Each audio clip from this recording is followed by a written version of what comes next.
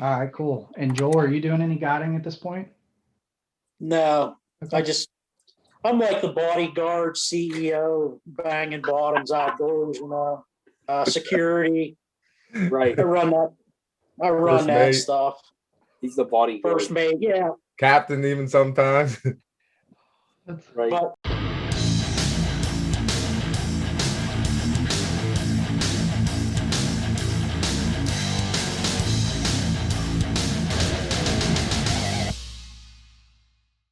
What is up, Yens guys? Welcome back to Fishing PAA with Ryan Reed.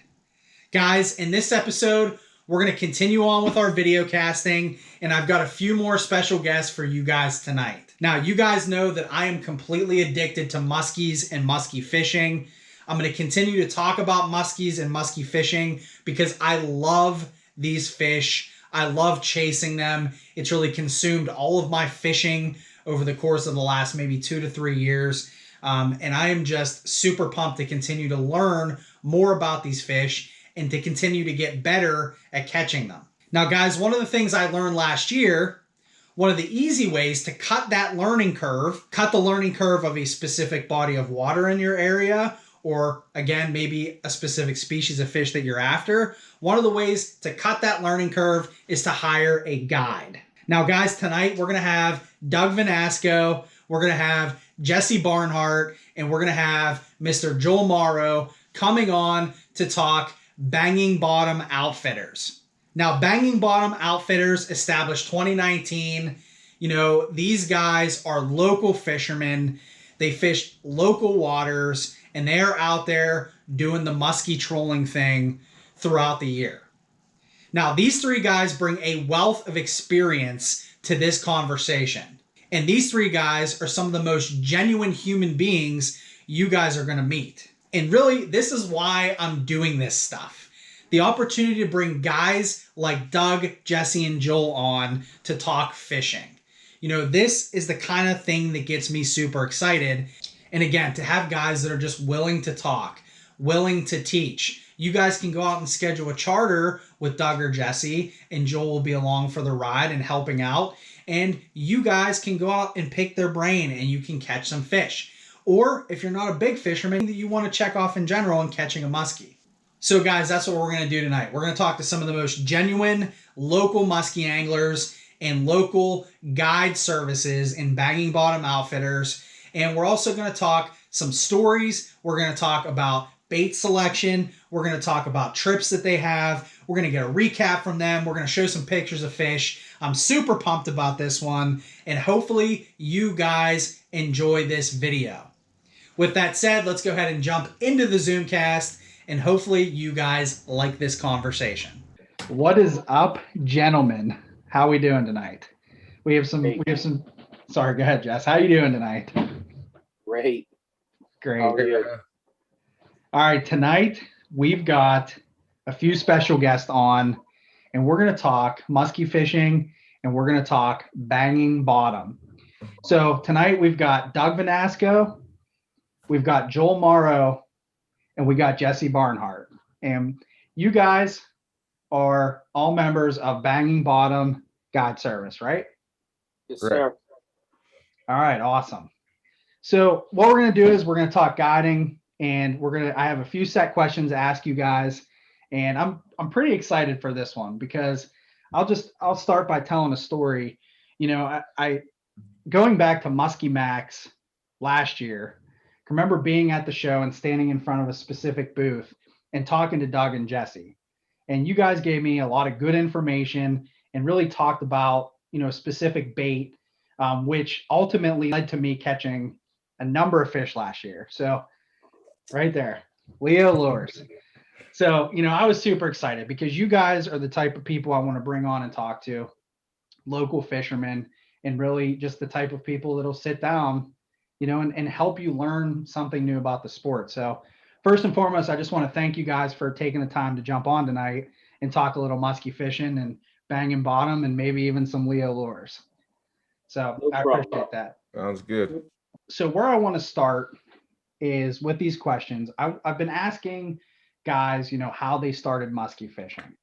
And we've been talking about, what ultimately led them to where they are now. So, all right. So the first question I have is, when did you guys start musky fishing? So Doug, did you want to kick that one off? Yeah. I'm still confused. Either 2010, 2011, somewhere in that neighborhood. A lifelong buddy of mine wanted to take me out. I've always fished for everything offshore, weighted at night, walleye, stripe, or whatever.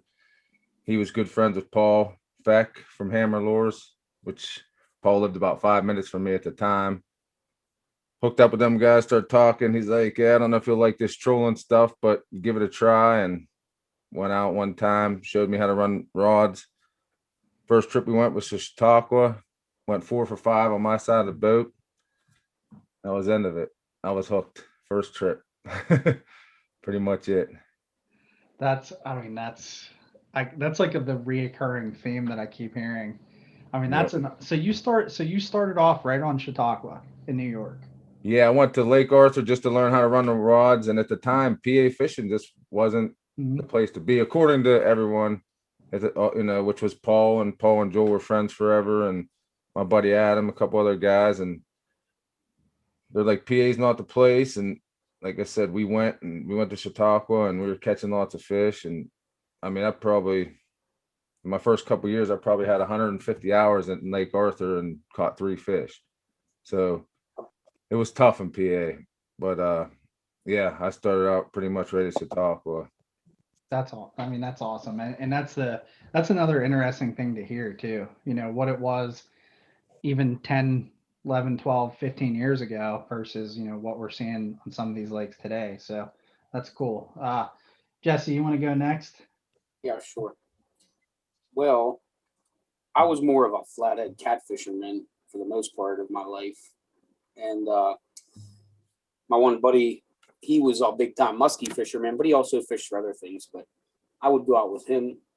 And before I even knew Joel, I really fished mainly just in Joel's backyard for the most part.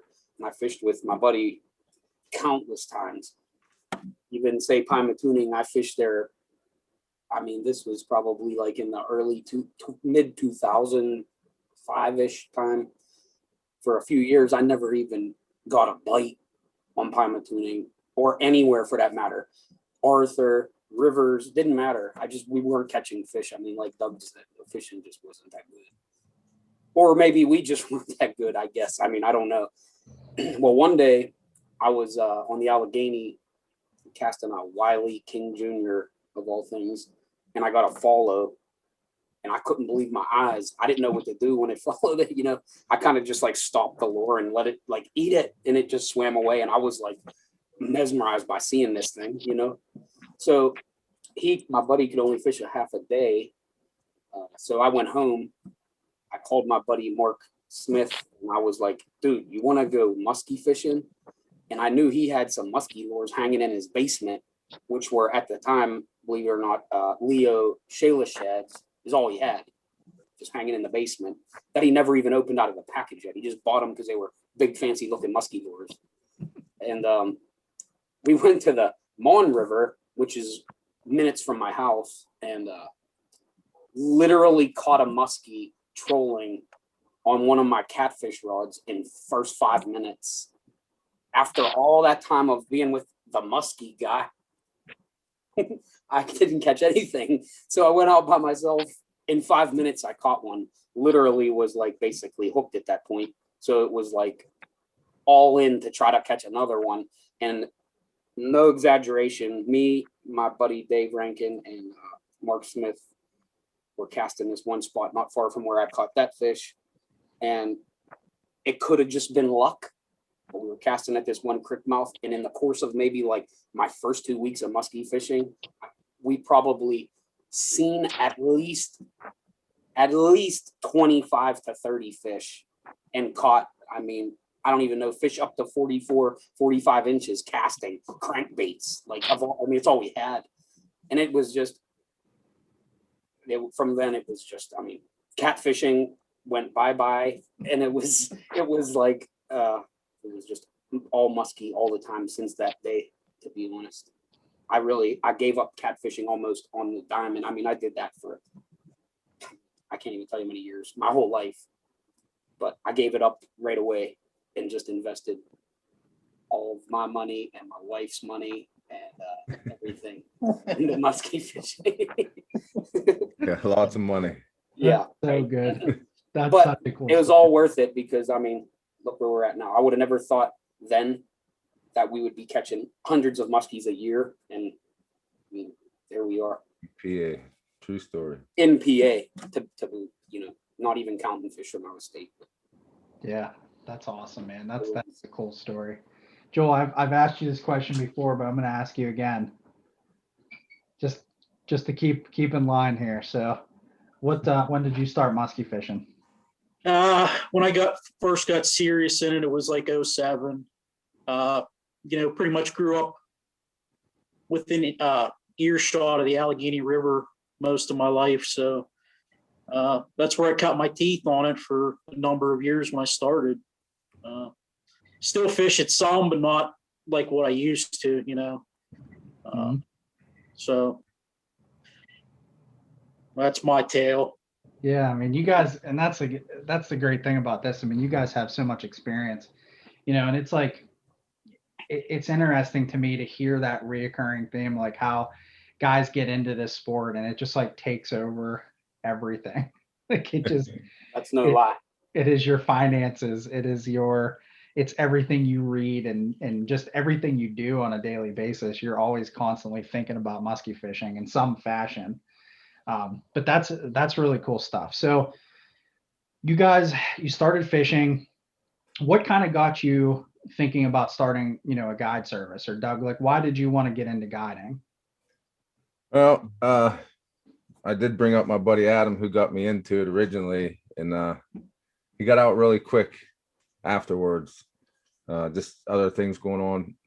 So I don't want to say by myself, but I was kind of by myself, and I would just take people out all the time, like buddies of mine, family members, people who never caught a muskie. And honestly, and I'm sure just with your recent experience with muskie fishing, that first time that somebody gets one of those muskie, the big prehistoric fish in their hand, their mind's blown. And the expression that they would show when they would catch a fish, I mean, the excitement. And like I said, Paul ended up moving away to Florida. Me and Joel started fishing together a lot. So I did have a partner, but it was constant. And I talked to people about it. People questioned me about it. Why don't you do it? Wasn't sure. Other people would say, there's some negatives, there's some positives, and the positives outweigh the negatives. I mean, like I said, just seeing people's expressions, young kids, full-grown men, I mean, hooting and hollering when they catch their first muskie. I mean, it's something to be seen, and I really enjoy it. And I mean, that's mainly probably why I did it. Just honestly, the enjoyment for others. That really is what drives me to do it, to be honest. Yeah, man, I've seen some of those posts with some of the young kids and a lot of smiles when you're it just, and that's the thing, like I don't have anywhere near the experience you guys have, but I think twice now I was with somebody that caught their first muskie, and like it's just such a cool thing. Like I wonder what I look like. I mean, I have the audio from my first fish that was netted, but I couldn't get my camera on. I know what I went through because just a couple years of fishing and not being able to seal the deal and moving fish and losing fish. And, I can remember that first one. Like that was still like the epitome. That's probably my favorite fishing moment still, for myself. But it's so cool to see how other people react to that, and that smile and the celebration when it hits the net. It's just, you're right, man. It is so cool, and I can see that through all of your posts, on Instagram, all these young kids and guys that were out. So that's cool stuff. So how did expression never changes either? Like no matter how many I catch, the expression's always the same. It's always just, you work so hard just to hear that rod go off. You're not just driving around, there's a lot more to it than just driving around. So like whenever you get paid, or the expression's always the same. There's always smiles. Yeah. Whether it's me, Doug, Joel, doesn't matter. Whoever it is, somebody I don't even know.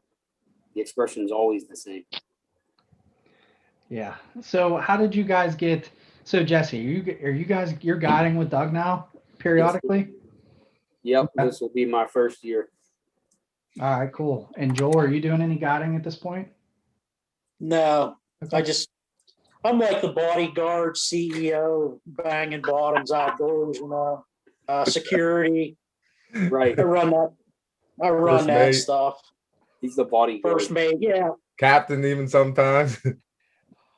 Right. But He's a jack of all I'll jump in the trades. boat. I jump in the boat with Doug, do some trips with him, help run rods and stuff. But that's really about it. Okay. I mean, that's still. I mean, you're still doing it. Oh, he's a big part of it. Oh, he's a huge part of it.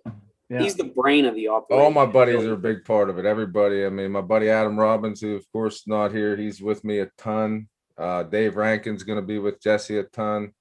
I mean, we got a good group of guys, man, and we all help each other, and we help a lot of other people. I'm sure you know that, but Yep. do what we can do, and We're like family now.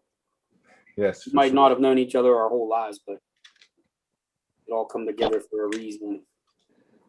That's We're awesome. like a serious, tight knit family here. Yes. I mean, Couldn't ask for more. no, that's awesome, man. That's such a cool thing. And I mean, you guys get to do, I mean, this isn't a full-time job at this point, right? You guys are just No. kind of part. Yeah. So, I mean, but that also kind of makes us even more special because you're doing the guide thing when you can. You guys are doing it together and you're doing what you love to do, right? I mean, you're out there fishing. I mean, what kid wouldn't want to be what kid growing up fishing wouldn't want that to be their job? Yeah. You get to fish as your job. I mean, Yeah, that's the honestly, ultimate goal that's in a everyone's life. I Yeah, mean, that's my ultimate goal. I want that to be my job.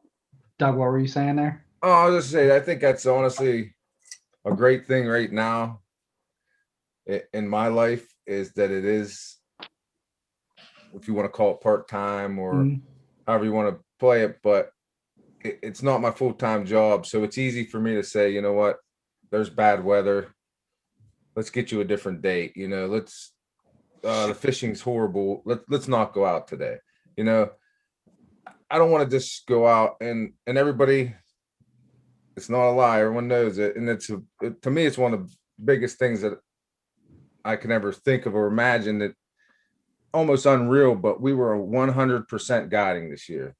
And to me, that's unbelievable. And granted, yeah, there may be some luck involved sometimes. I don't know, but I can push trips, right? Things like that. And with Jesse now, that's going to be a huge help because if the weather is bad and I need to push a trip and I'm double booked, and I could give Jesse an extra trip and make things right. Try to make, I can't guarantee a fish, but I can make the best of the day. Try to pick the best day. If winds are crazy or rain's crazy or cold fronts, I could say, you know what, it's not a great day to go out, but if it's your only day, I'll still take you out. But I think we'll be better off pushing a trip. And that's the benefit of being part-time, if you want to call it. It's not my living, so I don't have to do the trip. As long as we can make something work, I'm definitely willing to push a trip. We did it a couple of times last year and it paid off.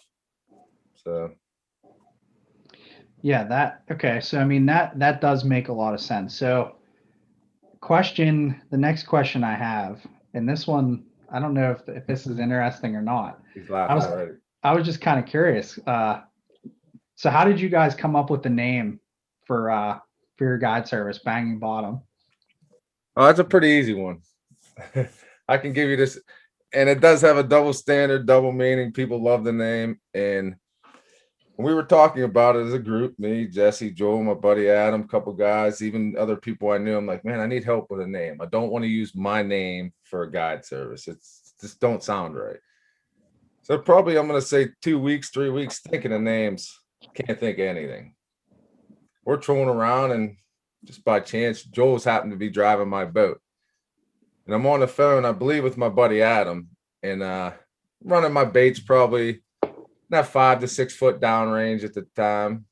and all of a sudden I'm on the phone and I look over at the screen and we're in 4 foot of water, and I look and all my rods are banging. I'm like, I'm talking to my buddy Adam. I'm like, well, here goes Joel banging bottom. And literally, as soon as I said that, me and Joel looked at each other and like, dude, that's it.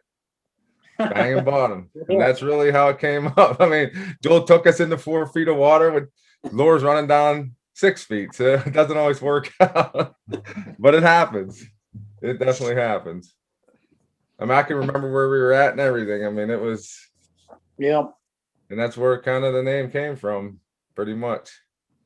That's a good one. I like that a lot. That's a cool story too.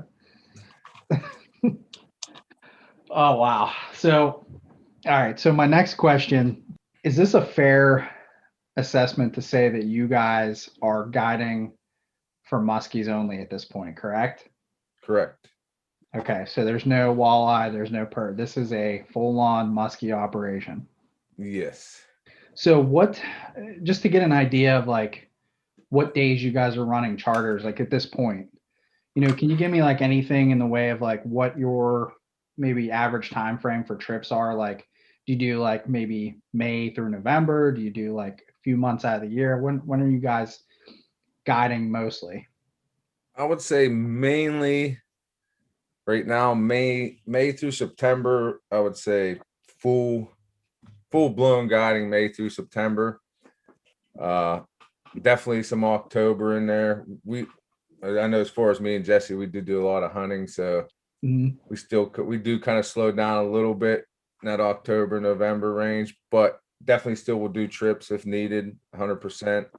Fishing gets a little tougher, but sometimes better. I mean, it's always hard to say depending on the weather, but I would say mainly May through all September and Friday through Sundays, mostly 3 days a week.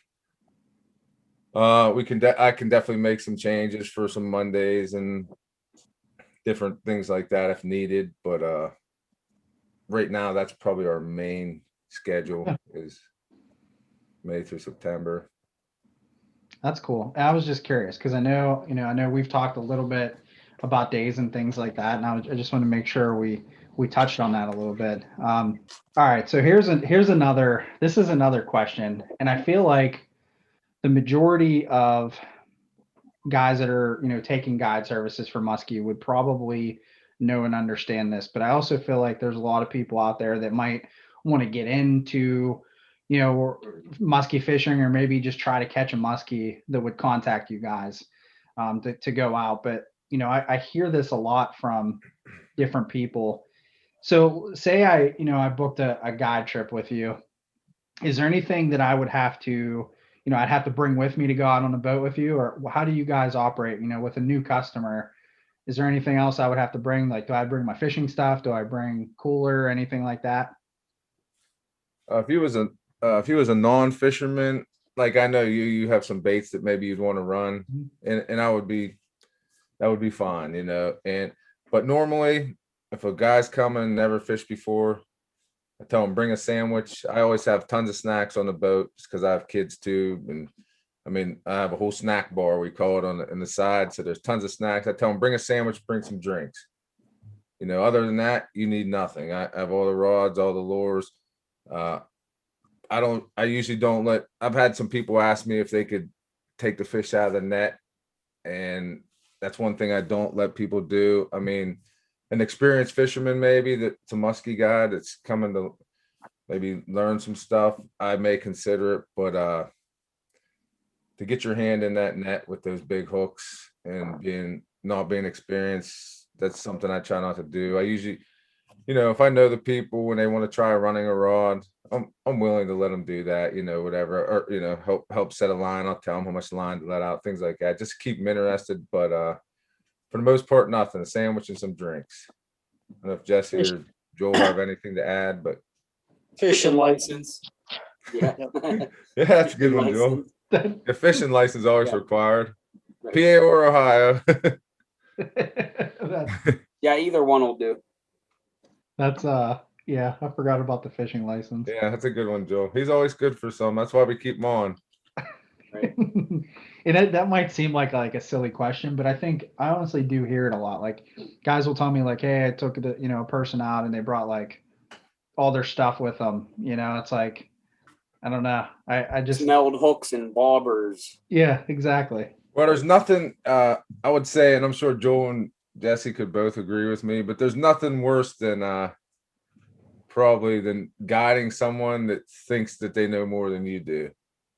Or telling you, hey, we need to be running this bait. I brought these lures to run. I mean, I'm not saying that every day, every time we're out, that we're the best people on the water, but we try a lot of things. We kind of know what's working at the time of year, where things are working, what depths of water. So and it does, honestly, it hasn't happened to me at all really yet. I mean, I even took another guide before, great guy, Aaron from Churning Waters, great guy. I mean, worked together with him great. We talked. I mean, it was an unbelievable trip. We had an awesome time. But sure, like I said, you could bring a bait. If you're a guy that fishes, you bring a bait. I'll give you your own rod. You can run that bait the whole time you're there. Me and Aaron did that, and actually we got a fish on one of his baits that he wanted to run. So yeah, that's no issue whatsoever. But yeah, to bring tackle boxes full of lures for especially someone calling for first trip, probably not something you're gonna need. But like I said, someone like yourself or someone who's into it and want to bring a couple baits to try, sure. That's cool. I don't. I think I'll let if I come out with you, I'll let your Leos get all chewed up. Mine can stay pristine in the box.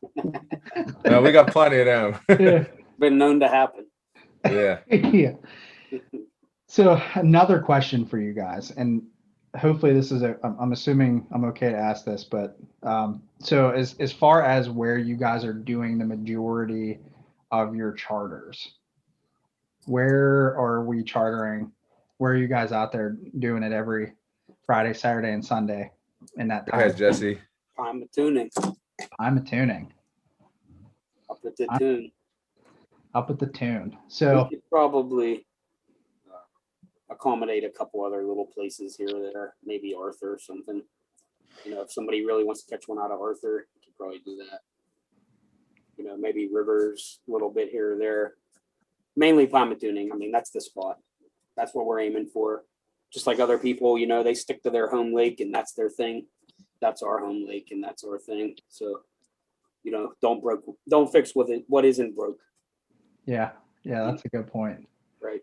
I can tell you, I didn't fish as much as I wanted to last year, but there were maybe 1 or 2 or 3 days I was out there. I saw you guys out there doing some fishing, and I was thinking to myself, man, we're in the right area. We're gonna have a good day. And then I left there all dejected. Hour. It is cool though. I will say, like, just from my perspective, like the more guys I talk to and I know, I meet and I talk to and I see them out in the water, it's kind of cool seeing it, seeing you guys out there doing it. And I'm like, there is this constant battle in my brain where I'm like, okay, I can see Doug's over there. I think I'll stay over here because he's probably on a charter, but I kind of want to go over there because I know he's probably catching fish.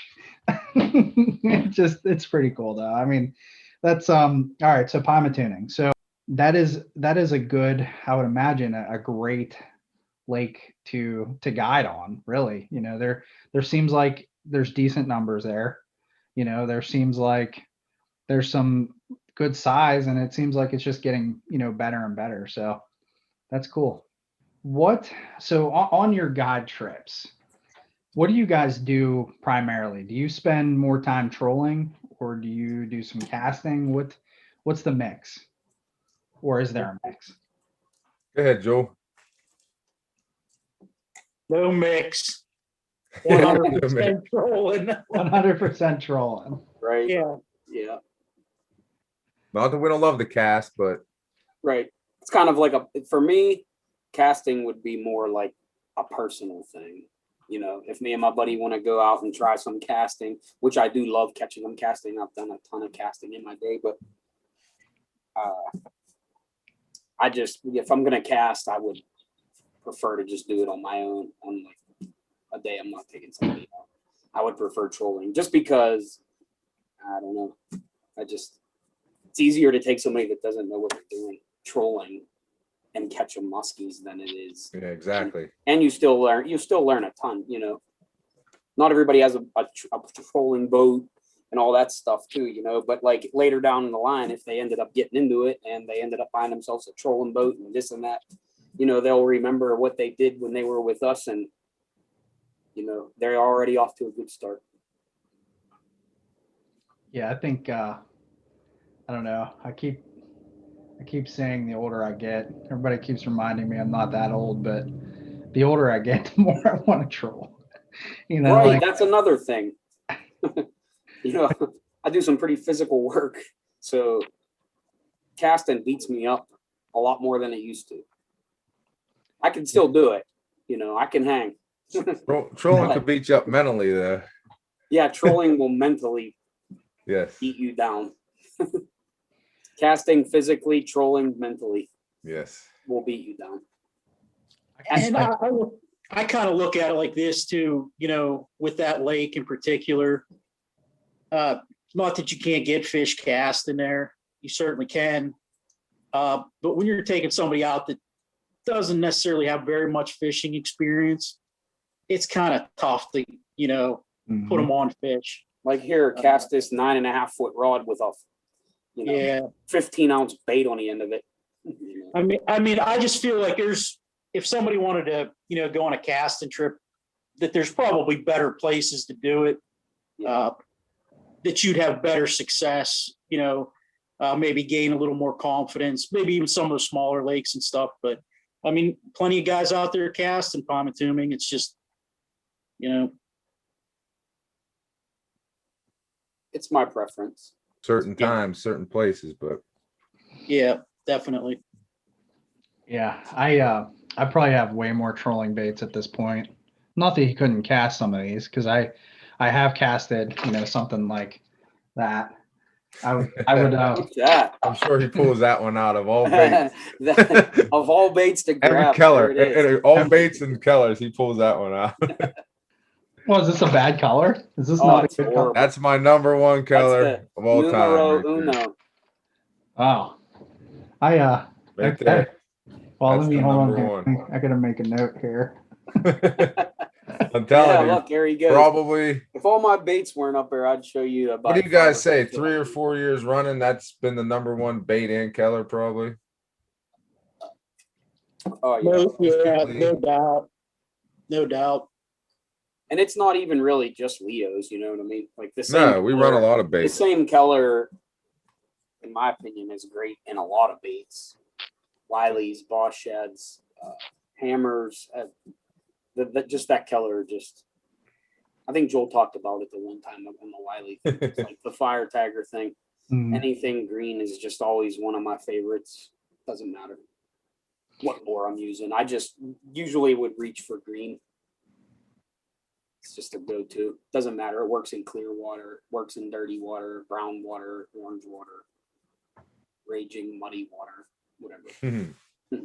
That was definitely my next question. I was going to ask you guys what your top producing lures were, but that's always one of those like sensitive questions too, because like I don't want to be the guy that's like, hey, tell me what you're catching all your fish on, like all the time.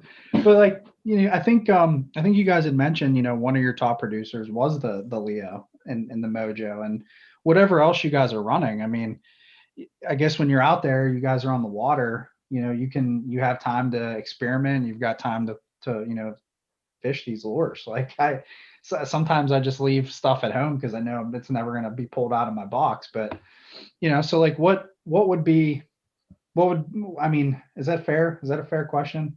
What was your top producer? Yeah. Okay. I think it's What's fair. your top producer? Mojo. Yeah, the Mojos are definitely our top producer. And honestly, the Keller you showed which is Flow Perch, has been our number one. But like I said, I don't want to leave people out like Paul Feck's hammer lures. We catch a good amount of fish on them. We catch a good amount of fish on Paul Festerio's boss sheds. We catch a good amount of fish on Wiley baits. I mean, especially his 5.5 killer and even his 6-inch Muskie King this year was good for us. And but definitely, I mean, over the last, honestly, since Leo started making the Mojo, pretty much has been.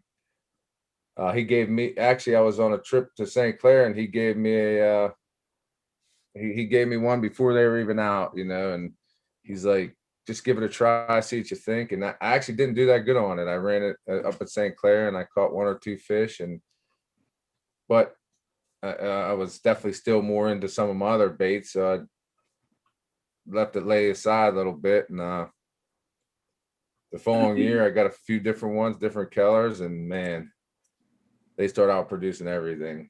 I mean, I hate to say it like that because me and Leo are friends, and before he made and he'd be the first one to tell you, before he made the Mojo, I mean, Shayla Shad's work, I just didn't run them a ton. They weren't my bait. You know, I ran a lot of hammer lures, and I tell you what, I caught a lot of fish on hammer lures. I caught a lot of fish on boss shads. Those were my 2 baits back in the day when I first got into it. I mean, first time I ever went out, like I told you, Chautauqua, I mean, all my fish were on hammer lures. I had a bag. I had literally had a brown paper bag with 7 baits in it, 5 Shayla shads and 2 hammer lures, and every fish was coming off hammer lures. And my buddy, who was friends with Paul, didn't even own a hammer lure yet because he had so many other baits, and I was kicking his butt on using hammer lures.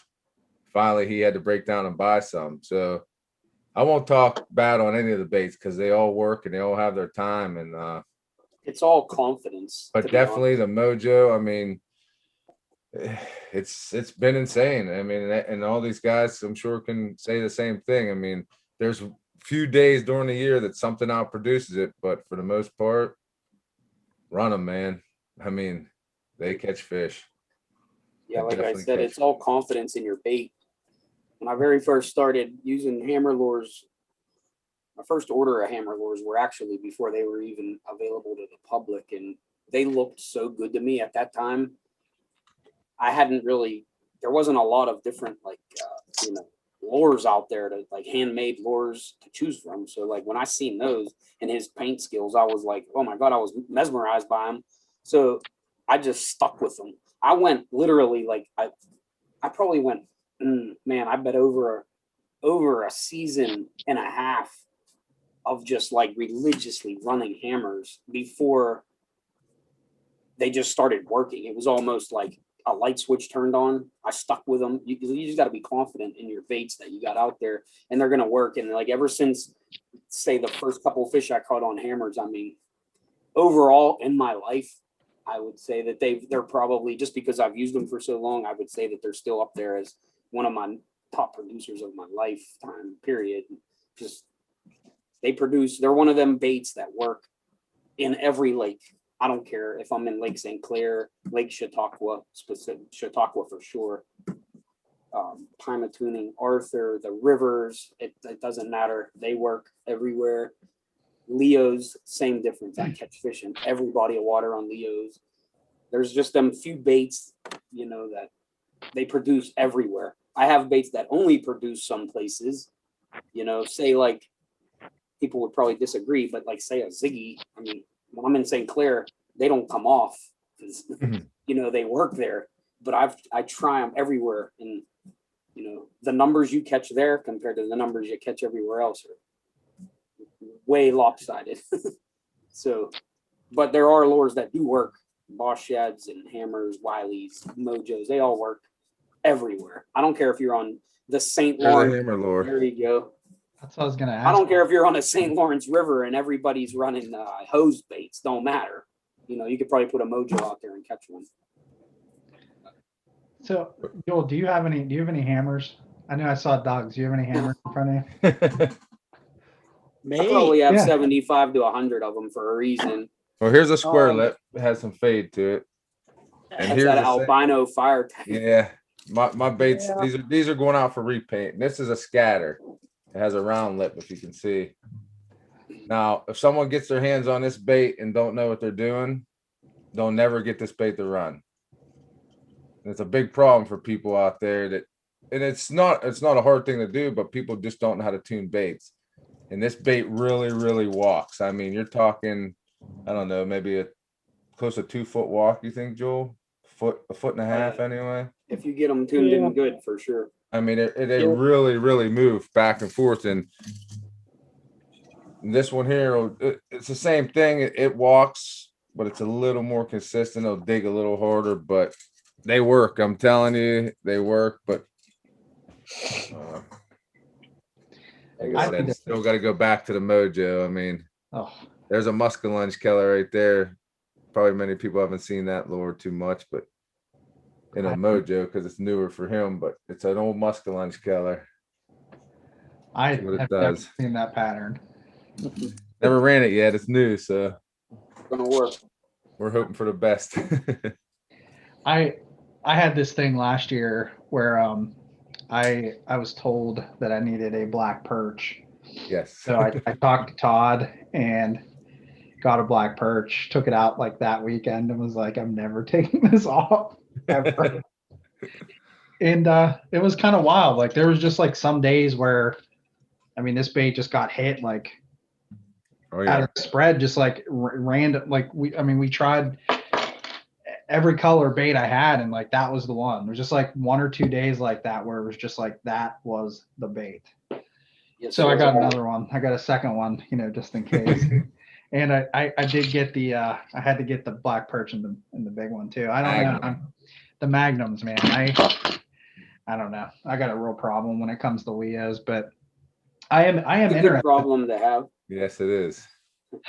Yeah, I mean, and if I wouldn't have talked to you guys at the show, I wouldn't have. I mean, I can't even tell you how many mojos I bought last year and this year. I mean, I placed another order and then a second order.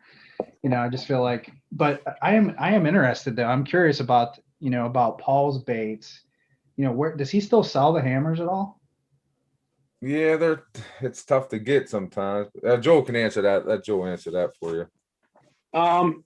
Yeah, Paul is still producing a few lures here and there. Basically, since he's moved to Florida, his guide service has really kind of taken off for him, and the lure making is slid to the back, for him. Mm-hmm. Understandably. So, make a living. One thing people might not know, I actually pour a lot of the blanks. Everything except the little hammers, which I used to pour too. But I haven't poured any lures in about a year. So he's probably running down on stock. Like I said, it's just, with his situation, like I said, his guide service has taken the forefront. So he's not putting out many lures now. Here and there. I was just curious. I know I've seen a couple at the last lure swap we had, and I probably should have went all in on those, but I made a note just in case they pop up. Between us, we probably have plenty that you can get your hands on. We could probably help you out. Joel could probably help you out.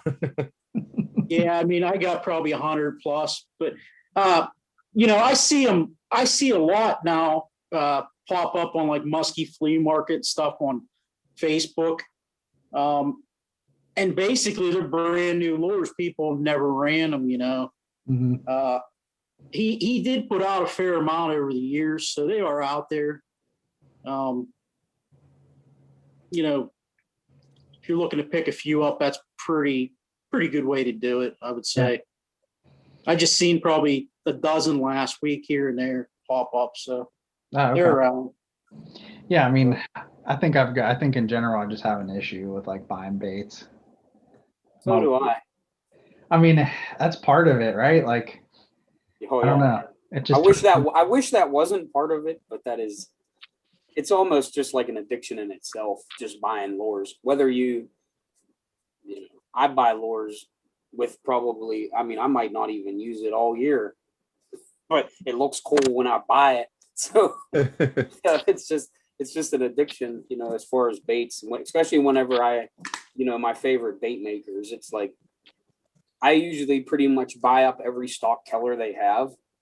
So then all I do is think of patterns to ask them to paint me, and I just ask for custom this, custom that, custom this, one of this, one of that, one of this, one of that, and hopefully I find that diamond in the rough, that produces better than any of his stock colors. Yeah, and that's the problem with having and like I said, we have a bunch of friends that we're close to that make baits. Both Paul from Hammer Lures, Paul from Boss Shad, Todd with Leo Lures. They will paint us anything, and sometimes that can be a problem, right? Because you think of something, they're readily available, or Jesse thinks of a color, and I'm like, man, that looks good. If Jesse got it, I gotta have it too, or vice versa, or Joel, and it's just like it just becomes a just buy, and I almost wish they were harder to get. yeah, because see, Leo lives. Oh, I work with Leo for one, but he lives less than 15 minutes from me. So, and he's a little bit different of a lure maker than most guys. Like I can literally go to his house after work and open up his closet doors and pick out whatever bait I want. They're just hanging there ready to go.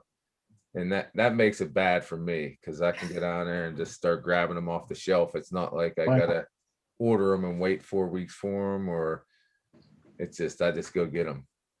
And then he sends me a picture of what's on hand, and I'm like, oh yeah, grab me this, grab me this, that, this, that, and the other one. So, just out of curiosity, I mean, is this like a phase, or did you just like eventually grow out of as far as just buying baits, or is this just it? Is it like no, it's gonna go on forever. I don't know. Yeah, I don't know. I mean, I feel like I have a ton of bait, but both of these guys got a lot more baits than me. I mean, I'm guessing I have probably somewhere in that 300 range of trolling baits, and I'm sure Joel probably has double that, so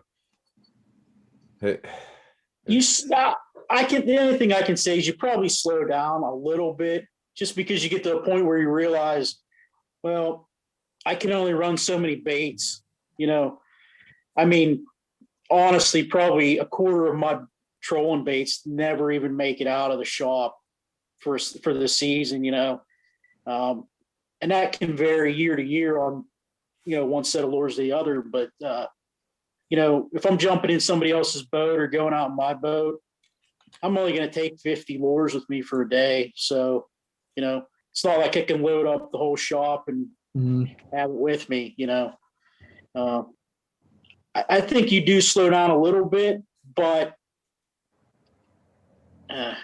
it's tough. You see something you want and you're going to get it, Right. Yeah.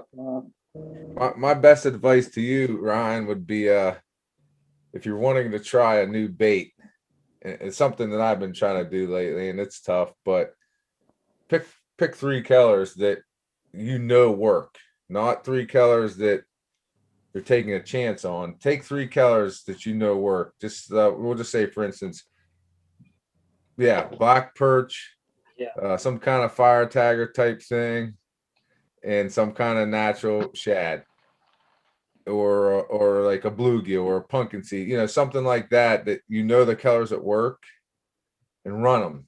If you don't catch fish on them, it may just be that, like Jesse said earlier, like how he feels about the Ziggy. It may just be that bait probably works. I'm not going to say it don't work no matter what bait it is, but it may not work great in a lake that you're fishing. So instead of buying a dozen of them, buy 3. If you're not catching fish on them, those are the colors that are working on all your other baits. Don't buy any more. I wouldn't waste my time buying more. I would buy 3 baits if I was trying a new bait and go from there. So I tried so many baits over the years, like, musky shows here and there, and, oh, look at this thing. And then I buy it. I'm going to try this. It gets like 10 minutes of run time. And then I'm like, yeah, take that off, put that other thing back on. And the next thing you know, it's on the flea market. It's like, you're just when you're confident in certain baits, then you just basically stick with them. And that's just me personally. I could probably go out and fish all year with one 3700 series 0.0 box full of baits, and literally do just as good as I do when I got 500 baits on my boat at one time. Yeah, 80% of the time, I would say, maybe more than that. I would say. That's true. Right. A lot of times. If I took all the baits out of my boat that I have never caught a fish on, I would probably literally have like maybe a handful of Plano boxes full of baits and not like giant cases and boxes. And I mean, literally when me and Dave are on my boat together, I would have to think somewhere in the neighborhood of like 500 to 800 baits on my boat at a time. Like it's insane. It's overwhelming at times because you look at them all and you're like, what am I gonna do? Yeah, let's just go back to that flow perch. Put that there. Rip. Let's put 3 of them on. Right, exactly. See, I wish I had these conversations with guys like you, like 5-6 years ago. Like when I was first getting into this, I'm buying up everything, and it's like I was trying to explain last time I was on a call like this, like I just ended up with a bunch of baits I had no idea how to use. I'm just like, that looks cool, but what do I do with it? There's so many that look cool. I mean, there's some amazing bait makers out there, that just for me, their baits just don't work for me. And it's all because of confidence. I have a hard time building confidence with a newer bait that I've never caught a fish on. Like how long can I let this thing out there that's unproven when I got a whole case full of baits that are proven, So that's just me though. I mean, other people, if I put a bait out there and it gets bit right away, then yeah, it's going to get a lot more soak time. But for the most part, I stick to my guns. They usually don't let me down. That's good stuff. I think so. I mean, that was really interesting because I feel like this keeps coming back to confidence. Like whatever you're confident in to run. Undoubtedly, there's got to be some differences though in baits. Like, and I'll use myself. This is a terrible example, but like if I'm going to try to make my own crankbait and compare that to a Leo, like there's obviously no comparison, right? Like there's got to be some baits have to be just better than others. But at the same time, I feel like given the certain circumstance, like they all could work. I don't know. It's such a crazy thing. Mm-hmm. So yeah, they can all work. You could I think make a bait and, turn into the greatest bait in the world for you. You never know.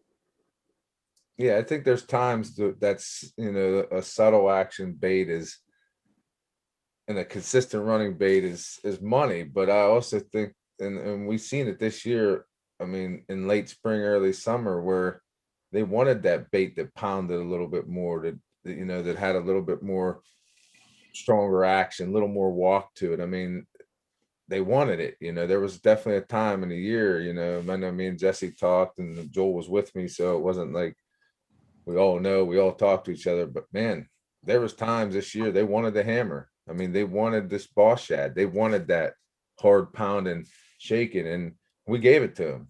As soon as we found out, we gave it to them. We call each other up, text, listen, they want this aggressive bait. And so you give them that aggressive bait. But like I said, consistent and I mean, having confidence in something, like Jesse said, when you got confidence in this, you put it out. And it's going to be out there, and us guys, like I said, we have a little advantage. Sometimes we run 6 rods, we run 8 rods, so we can put 4 or 5, say, mojos out, and we can run 1 or 2 boss shads or a couple Wileys, a couple hammers, whatever we want to do, and find out if that's the day that they want a Wiley, if that's the day they want a hammer, so and we do that, and that's one of the great things with Joel on the boat, Jesse on the boat. Sometimes I may get caught up with running too many mojos, and out of nowhere Joel or Jesse might throw on a Wiley or a hammer, and all of a sudden, bam, that lure's going off. Well, guess what? My side's going to start switching and adding some hammers to it.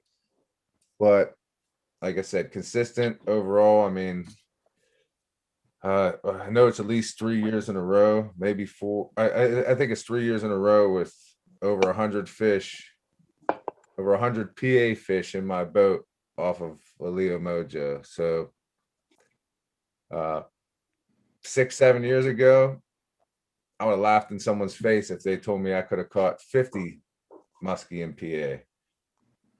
And then now to this year, between my boat and Jesse's boat, over 300 muskie. I mean, something I never thought could happen, I'll be honest. And I got to give tons of credit to Joel and Muskies Inc. I mean, the stalking program, there's definitely a reason. Granted, yes, we figured a lot of things out with these lakes, put a ton of time in, but also, like I said, giving credit to them, there's a lot more fish around, and there's a reason for that. So, I mean, that's why I feel like people should join Muskies Inc. I mean, if you're a muskie fisherman, there's no reason why you're not a member of Muskies Inc. I mean, they're doing incredible things. Incredible. I mean, when I started, I never went anywhere pretty much but Chautauqua because it was wasting hours and hours. You know, if it was after work, that's when I would go. You know, Lake Arthur's 15, 20 minutes from my house. You know, if it was after work, I might run there. I might run an hour up to Pymatuning. But if it was the weekend, I was going to Chautauqua. No questions. Now, I fished Chautauqua one time last year with Jesse, and I mean, I just don't go. I mean, now I can't. It's tougher now being a guide, but yeah, I mean, PA is definitely turning around. Big time. Yeah, I mean that I have this question in here. I think I want to touch on it now though, since you brought it up. I mean, that's kind of a huge difference between like the fact that I started maybe within the last couple of years versus 10, 15 years ago. Because, you know, I hear this all the time. Like Dale Wiley says, like, this is the good old days of muskie fishing now. You know, like Joel, you talked about that before, how things were different, you know, 10 years ago, 15 years ago or longer. You know, it's like with all the work that the hatcheries are doing, you know, we talked Jared Sayers in that program with the muskie stocking and just all the I guess adjustments they made. You know, going to, instead of the fall fingerlings, the yearlings, or however that was, you know, described, like more fish, maybe different approaches with some of this stuff. Like it's really making a huge difference. But then you go back and you talk Muskies Inc., like how much Muskies Inc. has made an impact with the Minnow Fund. You know, that, and Joel, you're at the forefront of that with chapter 16, you know, like, I don't know. Can you speak to that? You know, like what, I guess, how much of an impact this stuff has had, you know, over the last couple of years? You know, I think the management in general has really come around. Let's say the last 5-6 years, you know, they've changed things up. They're doing the spring stocking on the muskie, which ends up being somewhere between June and mid-July on the muskies. But at that point, they're a little over a year old. And they're ranging anywhere from 12, some of them are pushing up to 16 inches. I mean, they're twice the size of whenever they were stocking them years ago, in September, early October. You know, the numbers they're putting in are right about 3/4 of what they used to. And then now doing a biannual stocking. So instead of stocking every body of water every year, now they're getting every other year. But, you know, I can't say that that's a bad thing. You know, everybody wants to think the more fish you put in, the better. Not necessarily always true. Where you're adding that gap in years, you know, I think it adds to the just the overall fishing. You know, it gives those fish a little bit of a break. You know, that there's not going to be another brood of fish put in next year. They're going to have a year to kind of grow, do their own thing. But just the bigger fish, I mean, have made the biggest difference. You know, obviously with buying the minnows and stuff like that. If you look. I remember seeing a diagram not too long ago of the poundage of muskies, like each year being stocked. And last year was one of the heaviest stockings, you know, or poundage of muskie put out. but it was a lot lower number than normal too. You know, they're only putting out 40,000 muskies a year. So, you know, I think we got, we're going to see good things continue down the road here. You know, as long as we can help them out. The minnows seem to be the best thing. Jared's always told us, you know, we always say, well, can we pitch in for some hatchery equipment, do this, do that? And he said, minnows, you know, that's what they want. So that's what we'll do. But Working, that's for sure. Yeah, and the other Survival rate has got to be, I guess they're in a, you know, there's no way to tell what the survival rate is, you know, of however many they put in there, but there is no way that it is just, it's astronomical compared to fingerlings. It has to be. yeah, they did. I mean, they don't have studies on in most of the lakes in general, but the lakes that they worked with, you know, to come up with the spring stocking, there was Tynesta, Canandota, Edinburgh, and stuff like that, and they figured it out to be like 4-to-1 survival rate. So Fingerlings. I think it could be higher than that. Fingerlings versus yearlings. The yearlings are 4-to-1 Yeah. survival rate. So, Right. If not more than that, you know. But I mean, they already know how to eat fish when you release it into the wild, you know. Whereas fingerlings, what do they eat? Like pellet food. You know, they're used to eating pellet food, and then once they're off pellet food, they throw them in a lake, and then they're like, they gotta fend for themselves. Most of them become food. yeah, it's you know, I can look back whenever I did float stocking stuff on the Allegheny River. You know, I did it for probably 3 or 4 years, and just them changing the way they were raising the fish made a big difference on like how the fish acted whenever you got them. Because the first couple years, you know, they were so used to being around people, like when they had them at the hatchery, you know, they were pretty much constant interaction with people throughout the day. So, you know, you take them, you dump them in the water somewhere, try to spread them out, and they just kind of sit there, you know, like right on top of the surface, not do anything. And they might do that for most of the afternoon. Then it switched over to where they started putting them outside. And, you know, basically very little human contact with them. And it was amazing to see whenever you would stock them, then you dump them in the water and they were like bullets, like, you know, gone. And I think that definitely made a difference too, but the fish were still a lot smaller.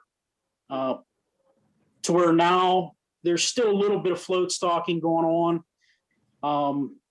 You know, they try to keep it at a minimum. You know, if the water temps are all right, or if it's a river section, they'll give guys some fish to spread out a little bit. But for the most part, that was kind of one thing we had to concede to just a little bit, and let them, you know, they just wanted to kind of dump them in an area and go from there. So it's not like they're just going to all hang out at the boat ramp for the rest of their life, you know. No, and I mean they started find their own place. They started finding some different areas, and then, you know, to put them in, and it has made a difference. You know, I'm sure this year is probably going to be another one where we're not going to get to really help any with the float stocking with the COVID and all that, just like trout. I don't see any change to that this year. So, you know, it worked out last year. Guess we got to endure another year of it, but it is what it is. Nothing we can do to change it. Yeah, it is interesting though. Like all of what you talked about, you know, that's all contributing into what is happening now with the fisheries. You know, it's just a combination of different things. And I think, you know, I keep hammering this thing home, but like, you know, the voluntary muskie permit, just another thing that we can do as fishermen to support the fishery and support the hatchery. So, I mean, it's exciting for me because I haven't, you know, I don't catch a lot of fish as is, but the more fish there are, the more there's a higher chance I'm going to eventually get one. So that goes Hey, for all of us. You're Yeah. coming in at the right Right. time. I can tell you that's that it. much. Just like coming in, you know, but Right. everybody, you know, it's just one of those things. Think but- of how many people are not into musky fishing anymore just because of how bad it was. Say like, you know, like we said, 10, 15 years ago, how bad it was to go out, you know, you might fish, like Doug said, he had 150 hours in one lake and only caught 3 fish. I had probably close to that much in Pontoon, never had a bite. Never even had a bite. And then when I did have a bite, it wasn't on my rod, it was on somebody else's rod. You know, I did see one get caught there years back on Memorial Day, to be exact, but that was the only fish for years I seen ever caught out of that lake. The only bite I ever seen out of that lake. Now look what's happening now because of Joe. It's all And your then fault. when you came, they were down with the clown. They were, yeah, right. A bait that has not been working lately, but Right. Of all killers, I mean, the clown was straight fire for a while. yes, it was. You know, It was the like one a thing- clown show out there at times. yeah, that's for sure. Mhm. One thing I can say though, you know, when I started, Jesse, you can probably concur to this. I mean, you talked about a little bit, but we were lucky to be fishing the rivers back then. I mean, there was a lot less people, Oh yeah. and fishing. To me, I mean, I'm glad that's where I started because in that aspect, fishing was decent. You know, starting out, you know, and I knew all these guys fishing the lakes and stuff. Got to know them, and you know, they weren't doing too well. And you know, I was catching fish on the river on a fairly consistent basis. So you know, like I said, I'm glad that that's where I started out. Because had I started out on the lakes, I don't know. I may not have, you know, Right. stuck with it as much. Right. It was tough. Like I said, when I used to fish with my one buddy and we would go out like over and over again, not catch anything. Even say on the river where, you know, fishing at the time was good, just not for us. At that time, it wasn't good. And I just kept begging him. I'm like, dude, don't you want to catch something? Come out with me and catch flatheads. I mean, I'm going out and catching 30, 40 pound flatheads on a regular basis. Like it was nothing. I'm like, don't you want to reel a fish in? You ain't reeled a fish in years. You know, don't you want to at least catch something? You know, but he would just stuck with it, you know, so, and I'm glad I did too. So, you know, I mean, that's awesome. It really is. I feel in a way, as far as river flathead fishing went, I feel like I basically like feel that I mastered it. You know, like a lot of other, I've been fishing since I was literally like 2 years old. So like I've gone through phases of like, this is my thing, this is my thing, this is my thing. And once I got like to the point where I was like, you know, this is getting old. I just wanted bigger and better. Muskies to me is one thing that I feel, at least as long as you fish PA, you're never gonna master it. You know, I could take you out on the river right now and catch you the biggest freshwater fish of your life, probably. You know, but I got too old for the catfishing thing. Too much effort, too much bait fishing. I fished for 3 days just to catch enough bait to go fishing for one night. You know, that got old. Yeah, that's a whole nother. Now I just call Leo and he makes me bait.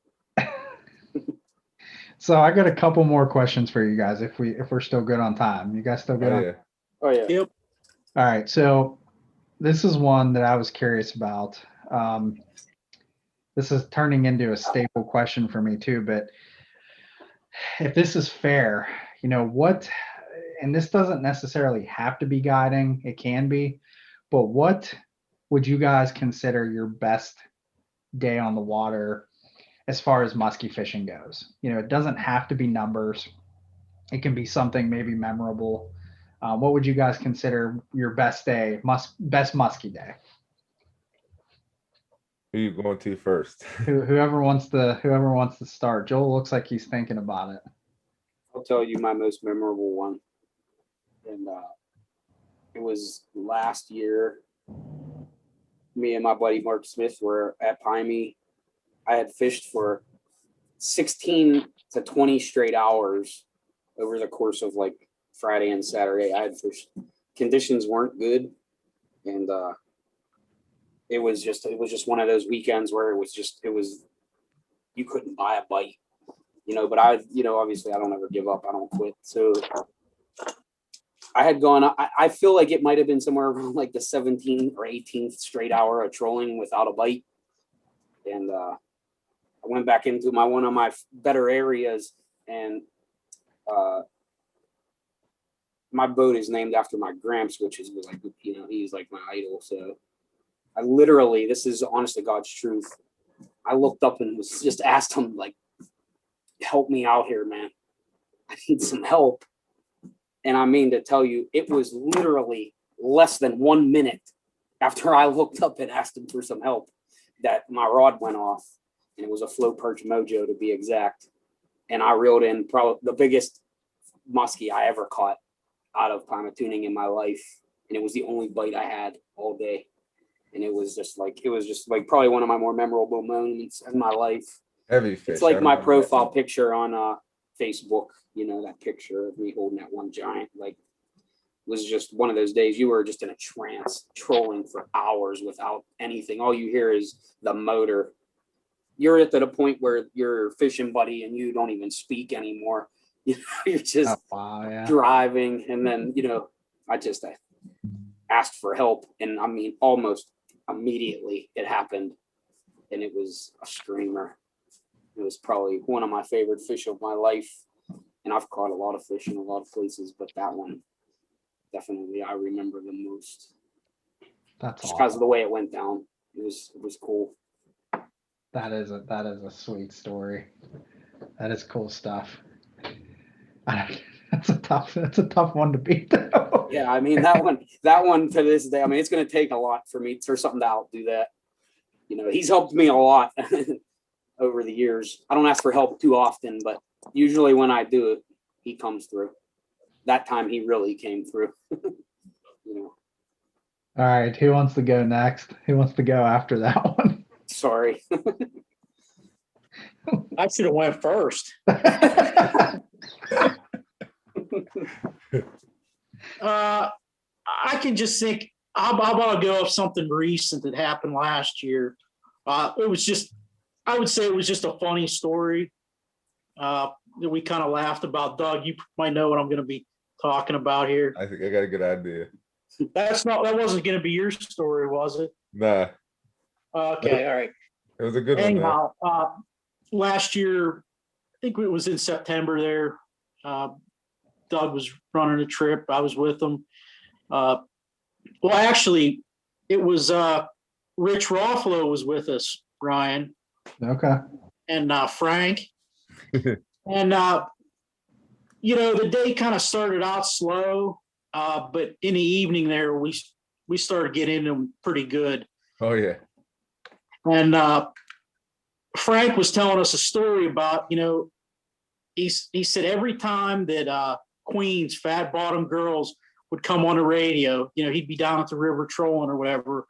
He said it seemed like he got a fish. So, fishing wasn't even slow for us, but Doug dug it up on Bluetooth and put it on the radio as loud as it could be. As absolute loud as it could be. It was loud. And a couple minutes into the song, I was driving the boat, but I was pretty much the only one who could hear the rod go off because the music was so loud. And he got 47 and a half. Yeah, and that was a fighter. Yeah, it was a hell of a fight. It was just kind of, neat story, and we laughed about it, and I'm sure we'll probably laugh about it for years. But just like I said, he told us that song was it, and we put it on and it worked. So we got 8 fish that day, didn't we? Yeah, I think 7 or 8. Yeah, 8, it was a pretty good day.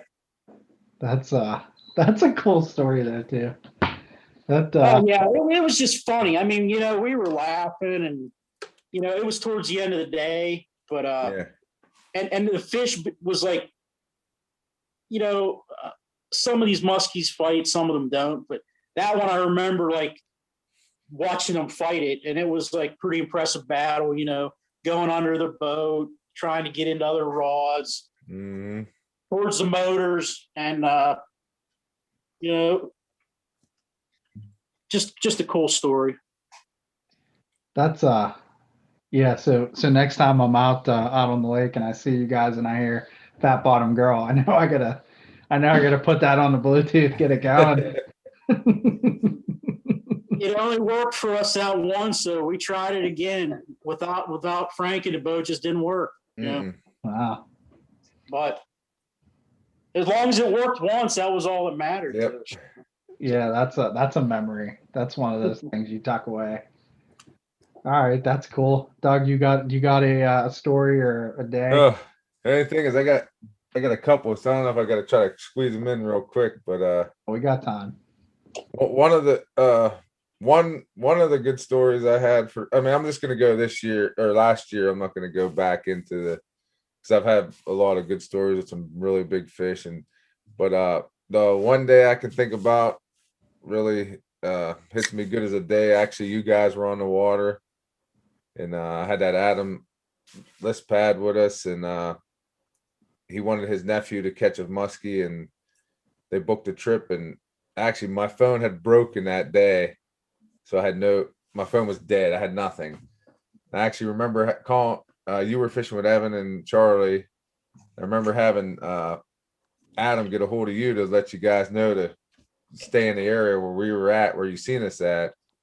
But we went 8 for 10 in 4.5 hours, and I believe you guys had a great day that day too. But my phone broke. I ended up having to go back to Sharon and get a new phone, and or I would have stayed out all day just to see what kind of numbers I had. I mean, that was a really great day for the kid. I mean, them kids just kept reeling fish in. They couldn't believe it, you know. Adam being a musky fisher, he was blown away, which was a cool thing. And I can think of a day I had a guy I work with and his 2 daughters during their mid-20s thinking, I don't know how much they're gonna like this. But I mean, we went 11 for 15, had a couple other rips. We got a 48.5, 44. I mean, we had some nice fish. It was really impressive trip. But one of the trips that I can remember more than any of them, and for last year, maybe being a little biased because it was my daughter and where it was at, but my kids don't seem to enjoy the musky trolling very much. And I got 3 kids, and my daughter, she was 6 at the time, and she turned 7 not too long after. But she's like, "Daddy, I like to go fishing tomorrow." I'm like, "Okay, really?"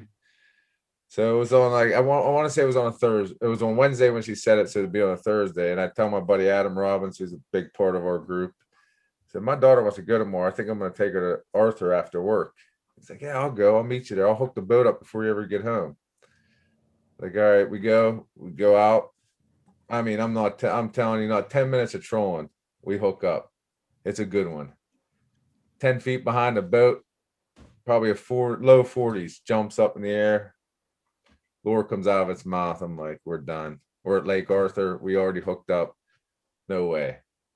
Hit the next cove to the next point. Rod goes off again. And of course, like Jesse said earlier, flow perch. Flow perch mojo. My daughter, she's fighting this fish and it's getting crazy. Like we were talking with Frank and stuff at the boat. I mean, it's going everywhere. She's 6 years old.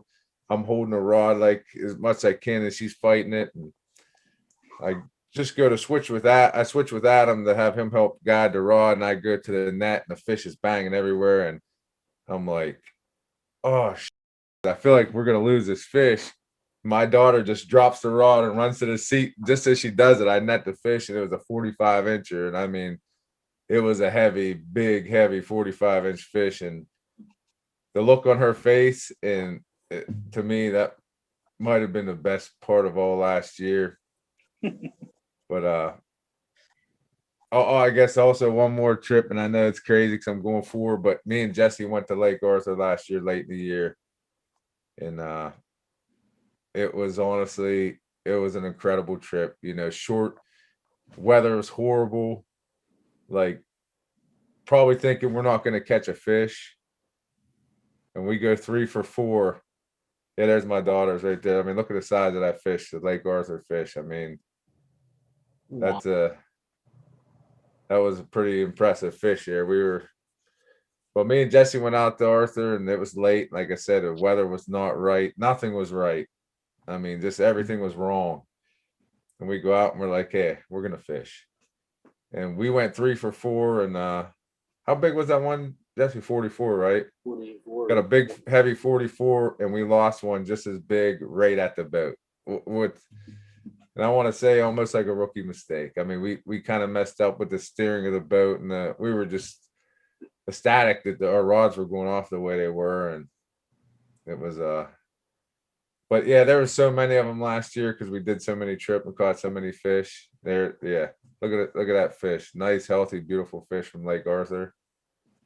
I mean, Wow. we go 3 for 4, and literally we fished, I don't know, maybe 6 hours, something like that. I mean, we had a great trip. But I mean, like I said, there's so many over the years and so many, but I'll just go that's just last year alone. And we had like Jesse's one from, or Joel's one was from last year. We had an 8 fish day. I mean, we had some incredible days last year, incredible days.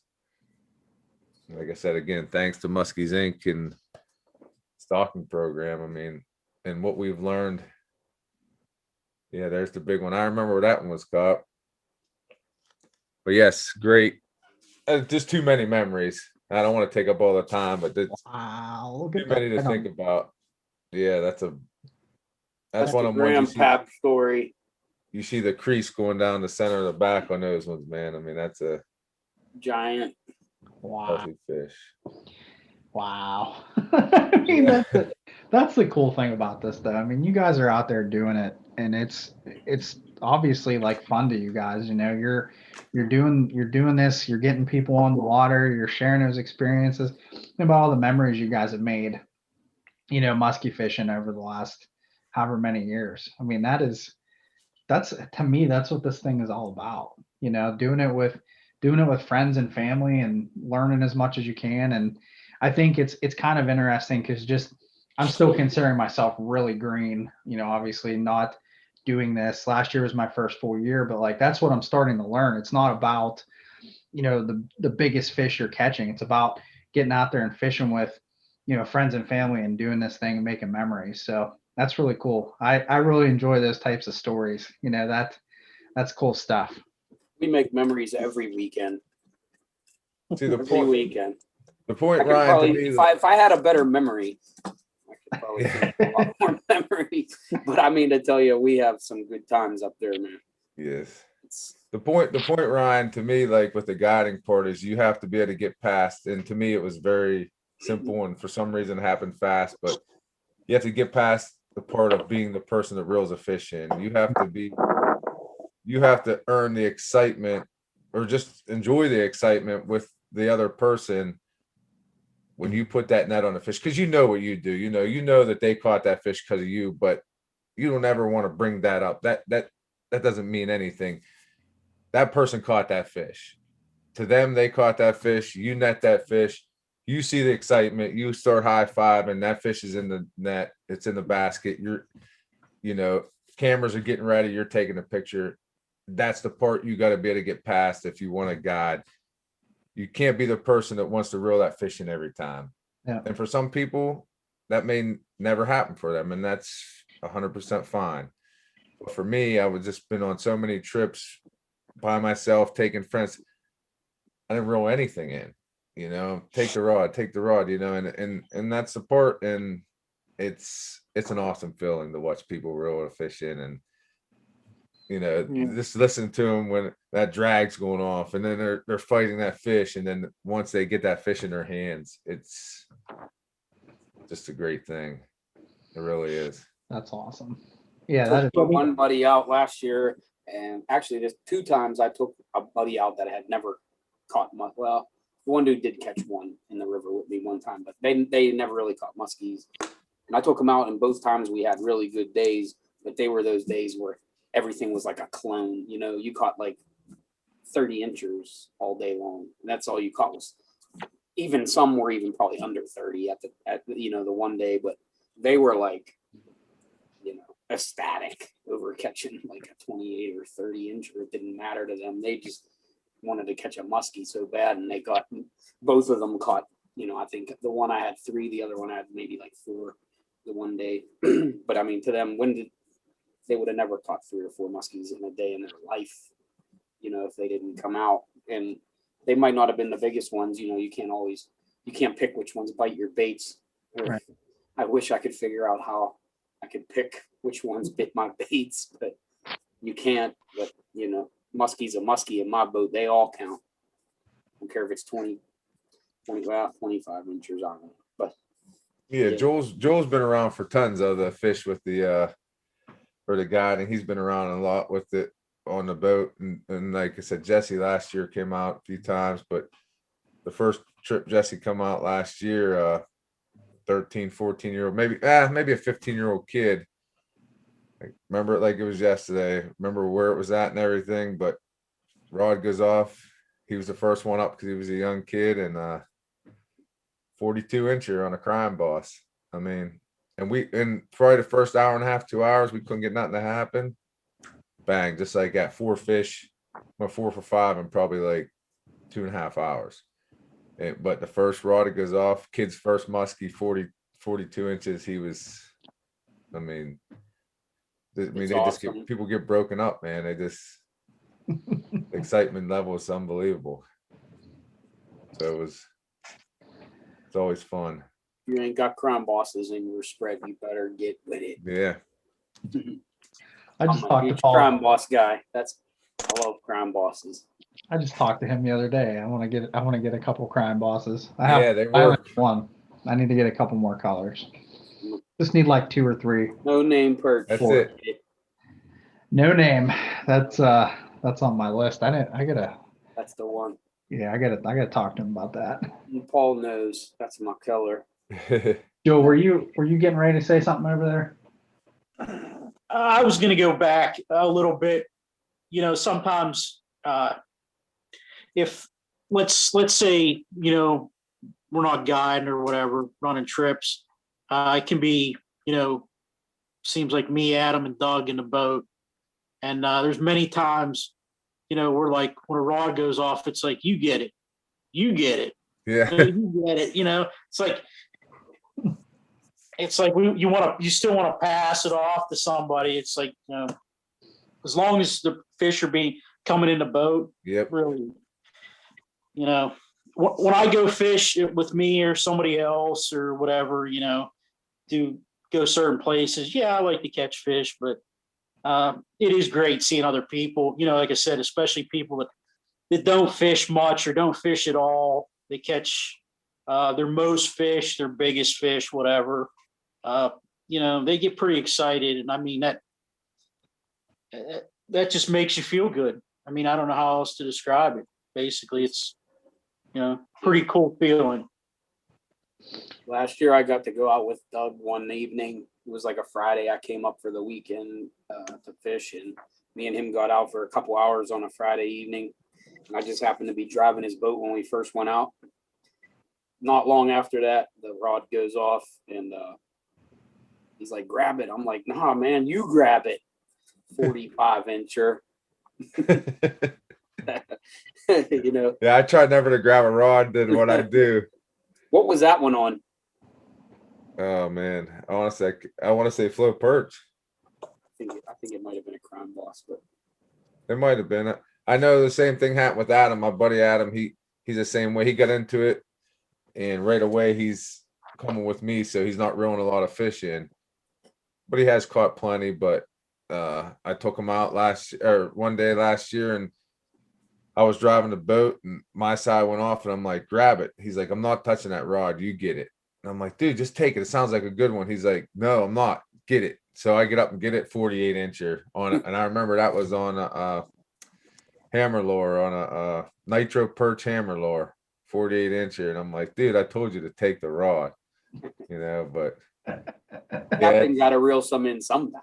Yeah, it's funny because like we catch all them fish, and I'm lucky to reel in 15 fish a year, you know, and I'm fine with it. I love it. I love the other people to catch them, and I don't care if it's 50+ inches. Catch it. Let's get it in the boat and let's get some pictures. Let's celebrate, you know, and that's what we do. That's I mean, that's a cool thing, because the other the other part of this, like, if I go out with a guide, if I were out with you guys and I would get, we'd get a fish in the bag, like I mean, and the thing of it is, like, I think maybe fishermen are a little bit different than people that don't go out as much, but like instantly in my mind, I'm like, Doug caught that fish. Like, I know sitting there that, you caught that fish, I got to reel it in. But I think the big thing is the opportunity to learn too, from guys like you. But You that's get the out there worst on the thing. water. What's that? That's like the worst thing for us to like. I mean, to me personally, and I'm sure to Jesse and Joel, we all know in the back of our mind, but we don't think about that. We don't. Yeah. We want everyone to think they caught the fish because that's what it's about. They did reel it in, they fought it, and and that's the joy about. Everybody knows, like us guys that all fish, we all know, but I want them people to feel like, hey, I caught that fish. I don't want the credit. I think that's my first reaction though, like, is when it hits the bag, I'm like immediately thanking the person I'm with because I know, but that's the other part of guiding too. Or you'll take me out, I'll go out with you guys, and it's like I'm just gonna sit there and bang questions off of you all day long, like, and I think that's part of it too, for guys to learn. But yeah, I mean, I don't know, and I might be weird when it comes to this, but like when I get a guide, I think last year was different for me because my brother hadn't caught a muskie to the point we went out, with Muddy Creek. And I think for him to get his first fish, it was more special. But I don't know that, I'm more worried about catching fish as I am trying to learn as much as I can, like, I guess areas, baits, all that stuff. But I guess it's crazy too because it changes like every day, seems like. Oh yeah. So along that line, though, like one question I would have for you guys is like, is that stressful at all? Like when you're out there guiding, like what's the stress level of the captain running the boat? Just any given day. It feels like it would be a lot more difficult. Anyone else? Joel, you want to answer that? Or? I mean, as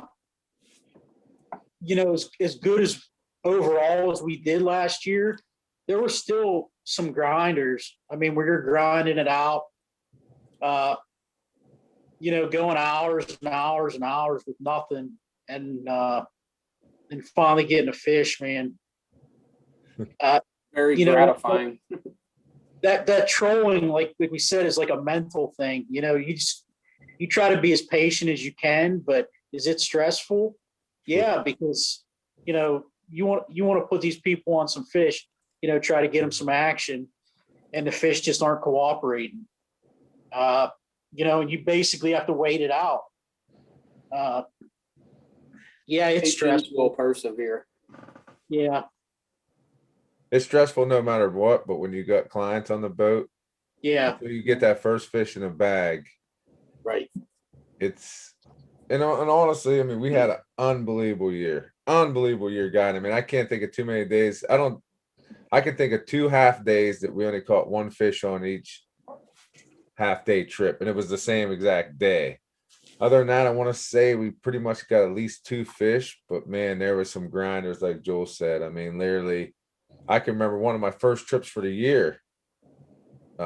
We pushed it back because of weather, and we had two young guys on the boat, and we literally went. We had one fish on in like the first hour and a half, and we lost it.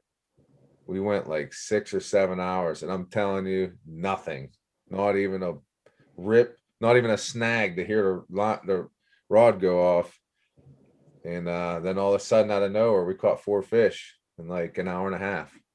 And man, it was the best thing. But like Joel said, man, there's some grinds and your head's just spinning. You're leaving areas that you can catch fish and trying other areas. And then you're going back to the area that has been good for you. And it's just, it's mind boggling sometimes. It's like, you feel like you have something figured out. And then just like Jesse said earlier about mastering it. I mean, I don't believe that there is math. I mean, I believe that all of us guys do well and we put our time in, but I don't believe there's mastering, man. There's times just like Joel just said, you got to wait it out. And there's times you're in the right spot, you're putting your baits past the fish and they're just not eating. Yep. And man, it's frustrating because like I said, like us, we all have full-time jobs, so it's not like we don't want to. And granted, it's going to happen. I know it's going to happen, and I don't know how we're going to handle it, but we haven't been skunked yet on a trip, and it's going to happen. And when it does, yeah, knock on wood. But when it does, I don't know how I'm going to act about it. But yeah, it's mind blowing. It's frustrating. You're seeing fish on side imaging.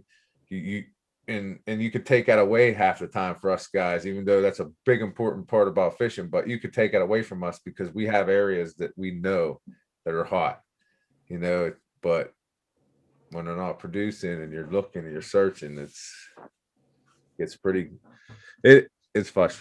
Yes. Yeah, that's good stuff, because I mean, there's a human element to all this stuff, Mhm. and like, I think too, it's easy, like for me when I first started doing this, just talking to guys, and like, there's almost like, even at the show like last year, like I don't know why I get so nervous, like, to ask questions, or I just know, like, people that are really good at musky fishing. It's just like, I know that I'm not there, and I just, you get this. But the thing of it is you guys are like down to earth. You go out, you catch a ton of fish, but you're not afraid to share this stuff and get people out there. Like, that's a huge deal, So I don't know. That's a good soundbite for me, to hear that there's just, you guys have the same days, guides run into this stuff all the time. It's not always catching fish, you got to. Not all rainbows and unicorns out there. Let me tell you. I'll tell you that right now. Oh man, It's that- not. That's definitely not. There are days that there is rainbows and unicorns shooting out of the rod holders, Yeah. but there's days that there are no rainbows and there are no unicorns. It's just you guys can put me down for the rainbows and unicorns days. Yes. A couple of those. Undoubtedly, the one day you get skunked will be the day I'm on the boat, because I bring like the most awful luck to everything. Oh my Like, god. it's have like terrible. way. We've heard that a lot of times this year, and Yeah, that's we definitely pulled it out on people that said that there's such bad luck and this and that. And all right. So I was just curious about this one. Do you guys, aside, I know with the guiding, it's kind of tough, because if you're going to do that, you've got to be more or less at home. But just out of curiosity, like, do you guys have any big trips planned for 2021? I think, Jesse, I saw you were out, was that St. Clair for that tournament last year? Yeah, I'm doing the same thing again this year. A little bit later, first week of August. I'm going with I fish myself there, also, but the last year was the first time I ever really fished with a guide. I just always wanted to fish with Quintano, you know what I mean? Mhm. He's just an awesome fisherman. He knows, as far as St. Clair goes, in my opinion, there ain't many better, but I just always wanted to fish with him, to up my chances, being that I'm only there for a week, because I've been to St. Clair so many times where, I might be there for 7, 8, 9 days. I'm catching fish, but I'm not really figuring it out for like 6 days, where now I got to go home. And that place is like, the weather can just ruin your life there. So when you can get on the water, you want to make the best of it, so, I mean, I'm going back out with him again this year. He's awesome. I'm whale fishing when I'm up there with him. So that's what I'm looking for. I'm not there for numbers. I can catch numbers myself. I've had, huge days there on my own. So, I mean, I can go catch numbers there if I want. I just want to catch a whale, and that's where they live. So Nice. I just seen a post from him the other day. He had a triple header with a 50, a 52 and a half, and a 49 triple header with 3 guys on the boat and no net man. That's the kind of day I'm looking for. Wow. Wow.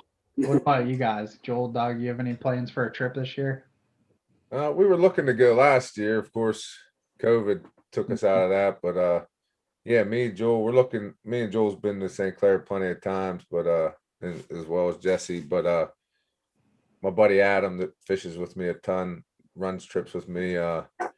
He's never been there, so we're gonna try to get the 3 or 4 of us all to go up there and spend 3 or 4 days.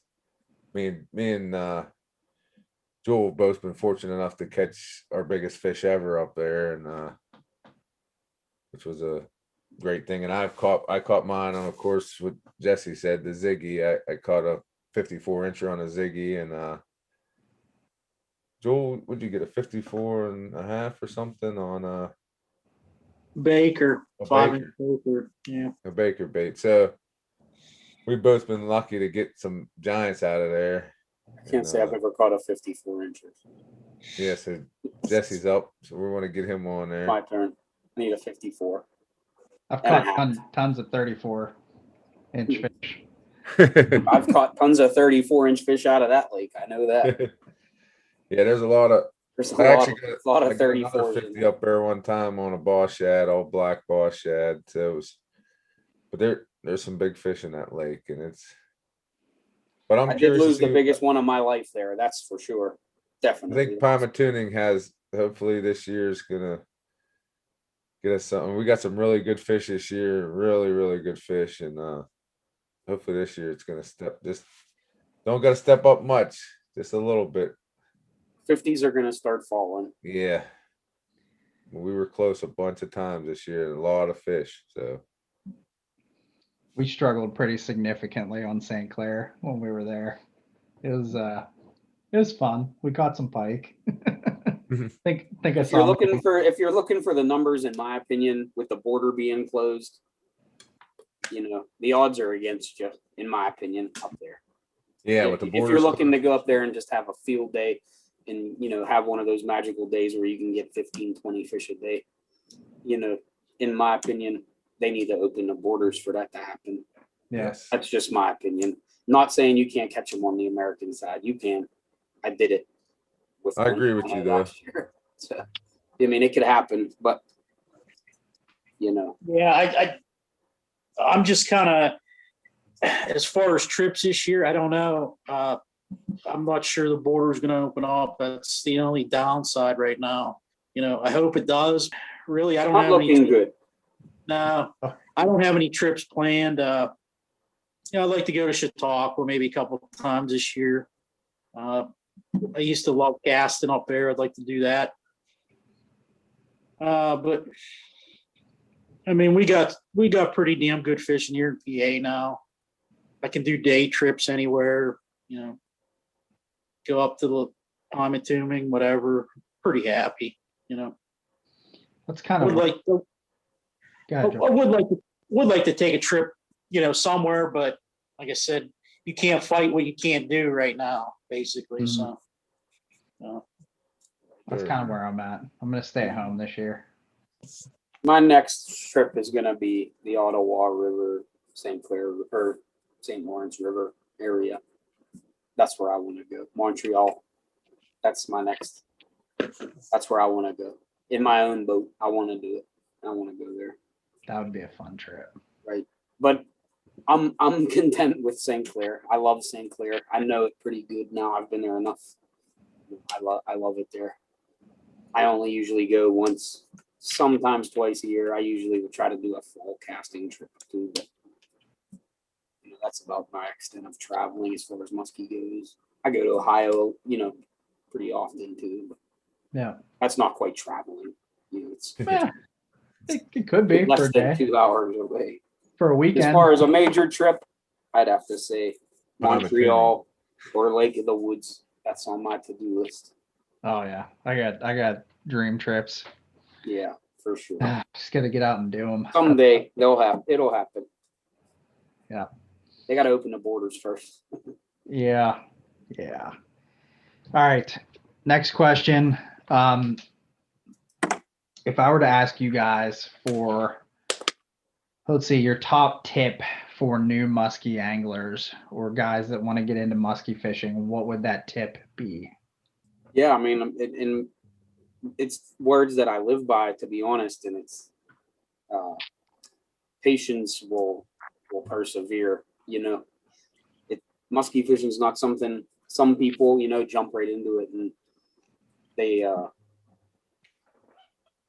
they luck out and they just start catching them right away.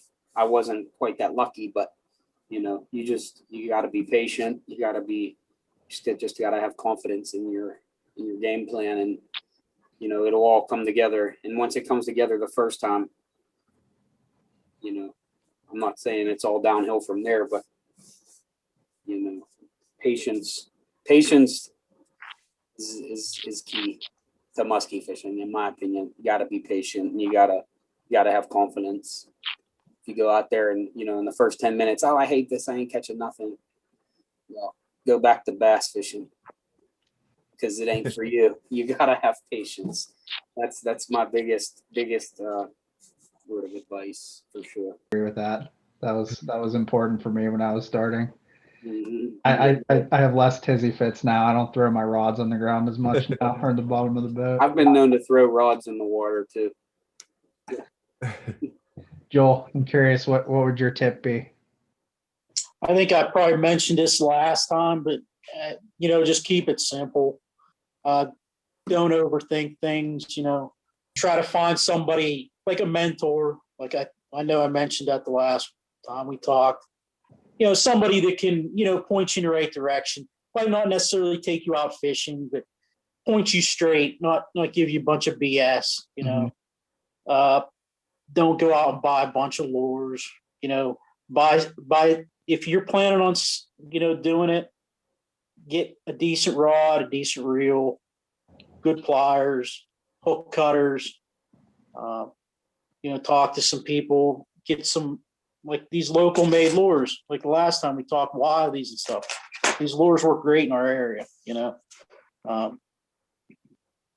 Just don't go out and blow thousands and thousands of dollars, and get crazy on things. Just keep it as simple as you can and go from there. Because I hate to say it, but I think there's a lot of people that get into musky fishing and then they don't really stick to it. They don't last that long. They either, had higher expectations, or they're just the type of person that, moves from this to that.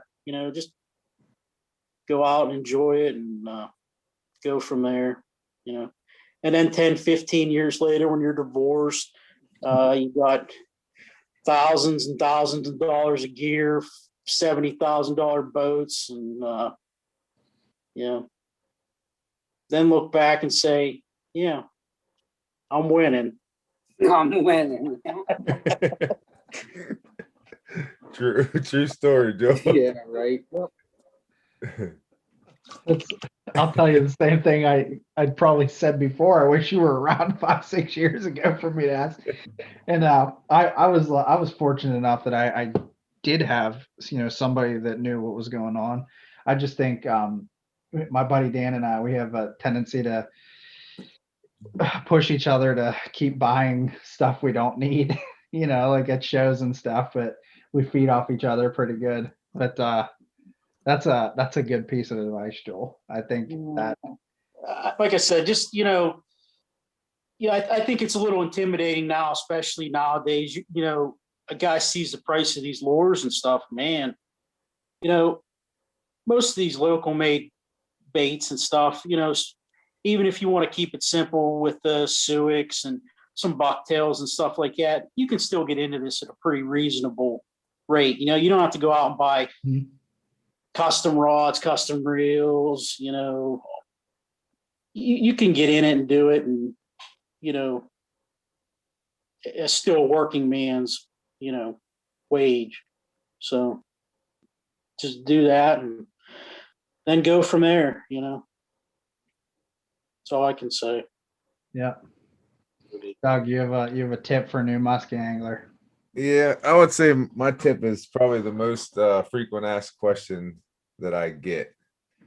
And to me, it's probably one of the worst questions just because it's not accurate. But I would say the best tip I could give is to know your baits, how deep they go. I can't tell you how many people call me and say, how much line are you letting out? Well, here's the problem. Say I'm running a down rod. My down rod's 7 foot. Say Jesse's down rod's 6.5. Right there, you got 6-inch difference. maybe Jesse's running 100-pound test and I'm running 80. It's not the same. Now, if you call me and say, how deep are you running your bait? And I say 6 feet, and you know what takes how much line out lets you get this bait 6 feet down, then you're fine. But everybody wants to know how much line you have out. Well, speed comes into factor.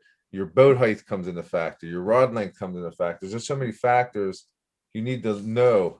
You need to go into a part of the lake maybe that you know that's sandy, there's not a ton of snags, and let the line out and let the bait hit the bottom. You know, I mean, this bait here is not going to run the same as this bait with 40 feet of line out, even say on a side rod, let alone on a board rod or a down rod, especially. I mean, everybody runs different. Like I said, people run 65 pounds, people run 80, people run 100. You know, I mean, people's different rod lengths. I mean, the question we get, and I know Jesse and Joel both have had this question a million times, you know, how fast you going, how much line you have out. I mean, I think that you need to put a little bit of homework in. Like I said, when there's guys on the boat that say maybe like you that fish and you ask a question, no problem, we can help answer the question. We don't have a lot of that. We have a lot of guys that literally people just paying to catch a muskie. They want a picture of a muskie. They're not out there to learn. So they don't want to run rods, or they don't want to see how deep this lure goes. But all the outside questions we get is about, is that, I mean, really that. I mean, I don't know, Joel or Jesse, one of you guys, I'm sure you could probably come up with a million times that someone called you and said, how much line are you letting out on your lure, or how fast are you going? You know, I mean, these are things you need to take time and figure out, you know, for your setup, for your rod, for your boat height off the water. You know, all that comes to play, I believe, in those type of scenarios. I mean, if someone has a pontoon boat where the rod they might have 6 inches of rod in the water, or someone who has like Joel's river boat that's a foot off the water, you know, you put your down rod in the water, and now he got 3 foot of rod in the water. This guy got 6 inches. It's not that easy, you know.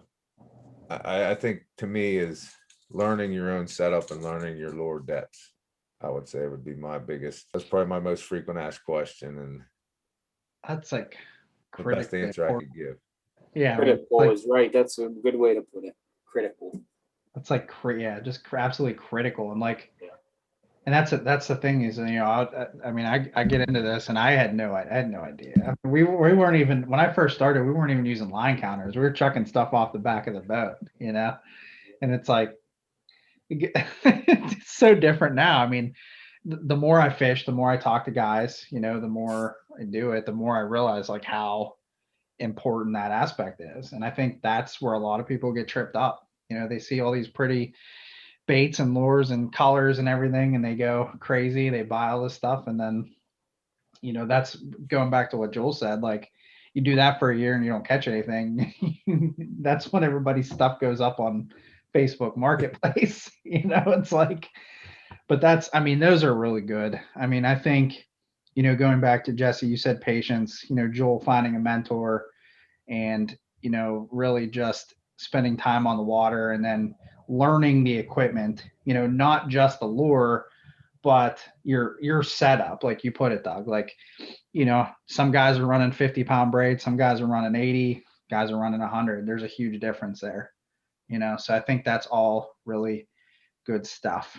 And a lot of people look at them line counters and take that line counter for granted, for say, you know what I mean? That line counter, you let your line out and it says you got 15 feet of line out, you know, it might be 22 feet of line out just because of the amount of line you have on your spool. If your spools ain't full, your line counter is automatically inaccurate. Leader length. I mean, I think a length, lot of things would go into it. Like, you just got to do it for your setup, how much line you got on your spool. You know, on my rod, 17 feet of line out's getting me down 5 feet. So whatever, you know, this rod, it might 17 feet of line out might only get me 3 feet down because I got way more line on this reel than that reel. but I've learned to keep my spools full, you know. Yeah. You keep your spool full, your line counter is way more accurate. I mean, Keep your leaders. I'm not saying consistent. I go out and pull line out and completely calibrate my line counters. I just learned my equipment on my own. You know, I know what my rods do. And Yeah, but as going my back to spool what you full, I know said, my line counter is pretty accurate, and I just my mind is like a steel trap when it comes to them type of things. I don't forget. but going back to what you said with that as well as with your leader length. You know, Ryan, you might run a 6-foot leader. I might run a 4-foot leader. I mean, all this stuff comes into play. Yeah. I mean, granted, don't get me wrong, in our lakes, running shallower waters and things might not be a giant deal. You know, 6 inches different might not be a game changer. But you get into trying to push baits a little deeper or run them a little shallower. I mean, there are definitely going to be some differences. And if you're a little below them fish, worst place to be, you know, just because of your rod might be in the water further, or your leader's longer, you know, that's what we say, your setup. You need to know your setup 100%. That'd be my advice. Yeah, I mean, yeah, I think it takes time too. I think you got to It spend the does. time on it. People don't, you know, I didn't. There's times where I should still spend more time on making sure, you know, I should be taking these reels out in the parking lot or in my driveway and testing that stuff. But, you know, I think that's all good. That's all really good points for guys that are either just starting or even, I mean, guys still, you know, fishing today, you know, even if they've been a year or two in, you know, that's all good information. And not every bait's going to even be the same unless it's like a mass produced plastic bait that's exactly the same every bait, like per se, like I say like a tough shad. Pretty much I would have to say every single tough shad is going to run exactly the same on your boat. Whereas like a handmade cedar bait, like say like a Mojo, every piece of wood is different. You know, this end of the piece of wood that he used is different than the density on the other end, which is going to affect the way the bait swims. You know, I definitely have some baits, two that might be exactly the same looks, but one definitely dives deeper than the other. You know, with say 15 feet of line out, this one's hitting bottom and this one ain't. You know, it could just be the wood. You know, there's a lot of variables in it. You know, you just got to try to get it as close as you can. Stay in the top 1/3 of the water and you're good, in my opinion. That's let me write that one down too, right there. I'm gonna just make a little personal note.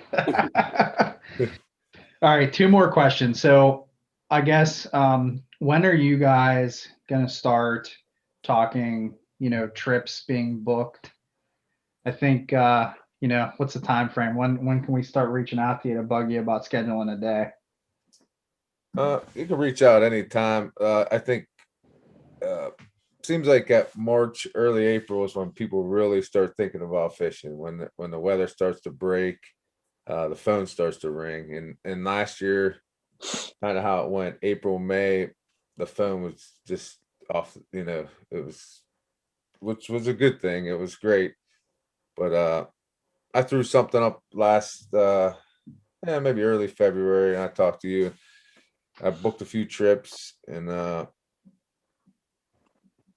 we still got tons of openings. And like I said, with Jesse now, we're gonna have even more. And I'll probably really start reaching out in that mid-March, early April. I'll really start putting the posts up and probably, hopefully, booking the trips. And but yeah, at any time. I mean, we have a lot of stuff floating around, and we'll start advertising a little more here in March. All right, cool. So I was gonna ask like how to get a hold of you guys, but it sounds like you're gonna post some stuff out through Instagram, let everybody know. Yeah, right now, I do actually have a website, but it's not fully functional yet. Still messing around with it. But really, Instagram was so good for me last year. Between that and word of mouth, I had as many trips as I could handle last year. That's one of the reasons Jesse stepped up. And yeah, we got a ton of cards floating around. I got getting some different things. I got some koozies starting up. Yeah. I got magnets starting. I mean, we got I even got masks. Oh, you got masks? Yeah. How do I get a hold of one of these? Can I put an order in? I'll get you some stuff. I'll get They're some stuff honestly out. really great masks too. Like, Yeah, I'll get pretty some much stuff the only out one to I you. But, wear. I gotta of wear course, masks at shirts. work. We got shirts. I'm gonna Nice. start advertising. We've been having trouble getting them with this COVID stuff. Yeah, there's one there. We got all different kinds. When we flip the script, we got some black stuff coming now, black hoodies, hopefully pretty soon. But right now, black t-shirts. We got a lot of dry fit stuff. It seems like that's what everybody wants. Hats are right now going into production. Hopefully this week I'm supposed to meet with the guy, and hopefully we can get them out pretty soon. But yeah, a lot of apparel going out, and people seem to really like the name. And like I said, I mean, I can't speak enough for all my buddies. And like I said, Adam Robbins isn't here, Joel, Jesse are here, Dave Rank is not here, but we all work together, and 100% success rate, man. I mean, that's, to me, I'm sure even Joel can tell you, as many years as he's been musky fishing, Jesse, same thing. And granted, I mean, I think I got skunked a couple times last year. I'm not going to say I didn't. I think I might have. But man, to run trips and every trip be successful, I couldn't ask for a better group of friends and a better year. I mean, really, it was amazing to not have to tell somebody or try to apologize to somebody. You know, I tried, but it just didn't happen. I mean, it's going to, but we're going to ride this wave until it does. keep riding it. Teamwork makes dream work. Yes, sir. Boom, right there. Well, I appreciate you guys taking time out of your busy schedules to jump on and just talk fishing, talk bang and bottom. I think, man, I'm looking forward to getting out with you guys this year, do some fishing. I want to learn more about our lakes here, and I can't really think of a better way to do that. So yeah, thanks. I appreciate you guys jumping on. It means a lot to get you guys on, and it's a great thing when we got guys like you in the community, all three of you that will sit down and help a new angler, like me at a show. I can't say enough about that. So I appreciate all you guys do. And it is really cool seeing the pictures. You post the pictures from the trip, all these young kids and stuff, man. It is really cool stuff to see that from you guys. So I appreciate that too. That's that makes the work week a little less trivial when you can see stuff like that. Keeps you engaged in the fishing anyway. People get the bug. Oh man. I want to touch one more thing real quick with you, but I know you talked a few times to young Brady. Oh yeah. He's like he's one of my lifelong friends' nephews, and I took him out one time. First time I took him out, we got 3 muskie, and it was actually at Lake Arthur. They weren't huge, low 30s, but I tell you what, he made his uncle go out and buy a boat. He started buying fishing gear, and he literally, I don't know, he might be, I want to say he's 15 years old, but man, he's hooked.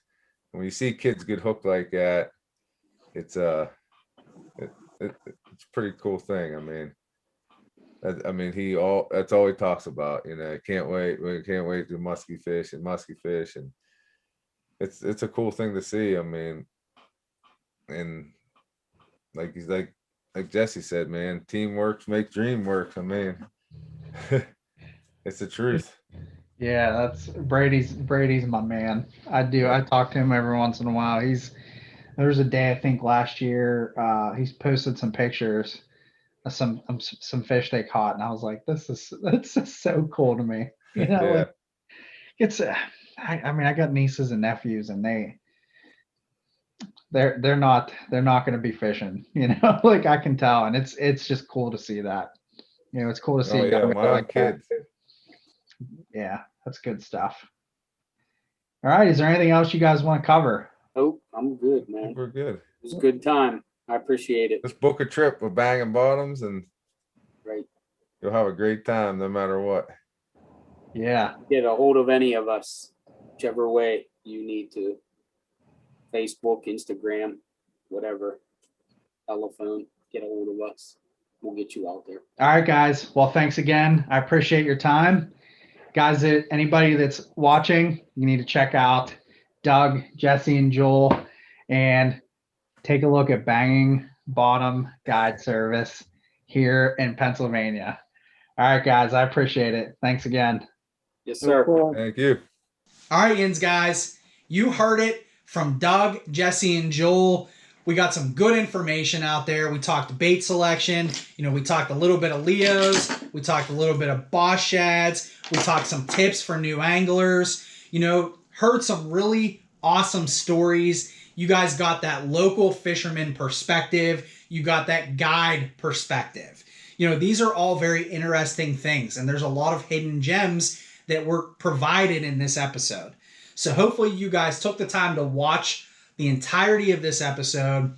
And again, these guys, go out and follow them on social media. Go out and follow Banging Bottom Outfitters, and just keep your tabs on them throughout the year and just see all the cool stuff that they're doing with their posts, seeing these young kids catching fish, seeing grown men catching their first muskie, and just really seeing the smiles that are happening on those boats throughout the year.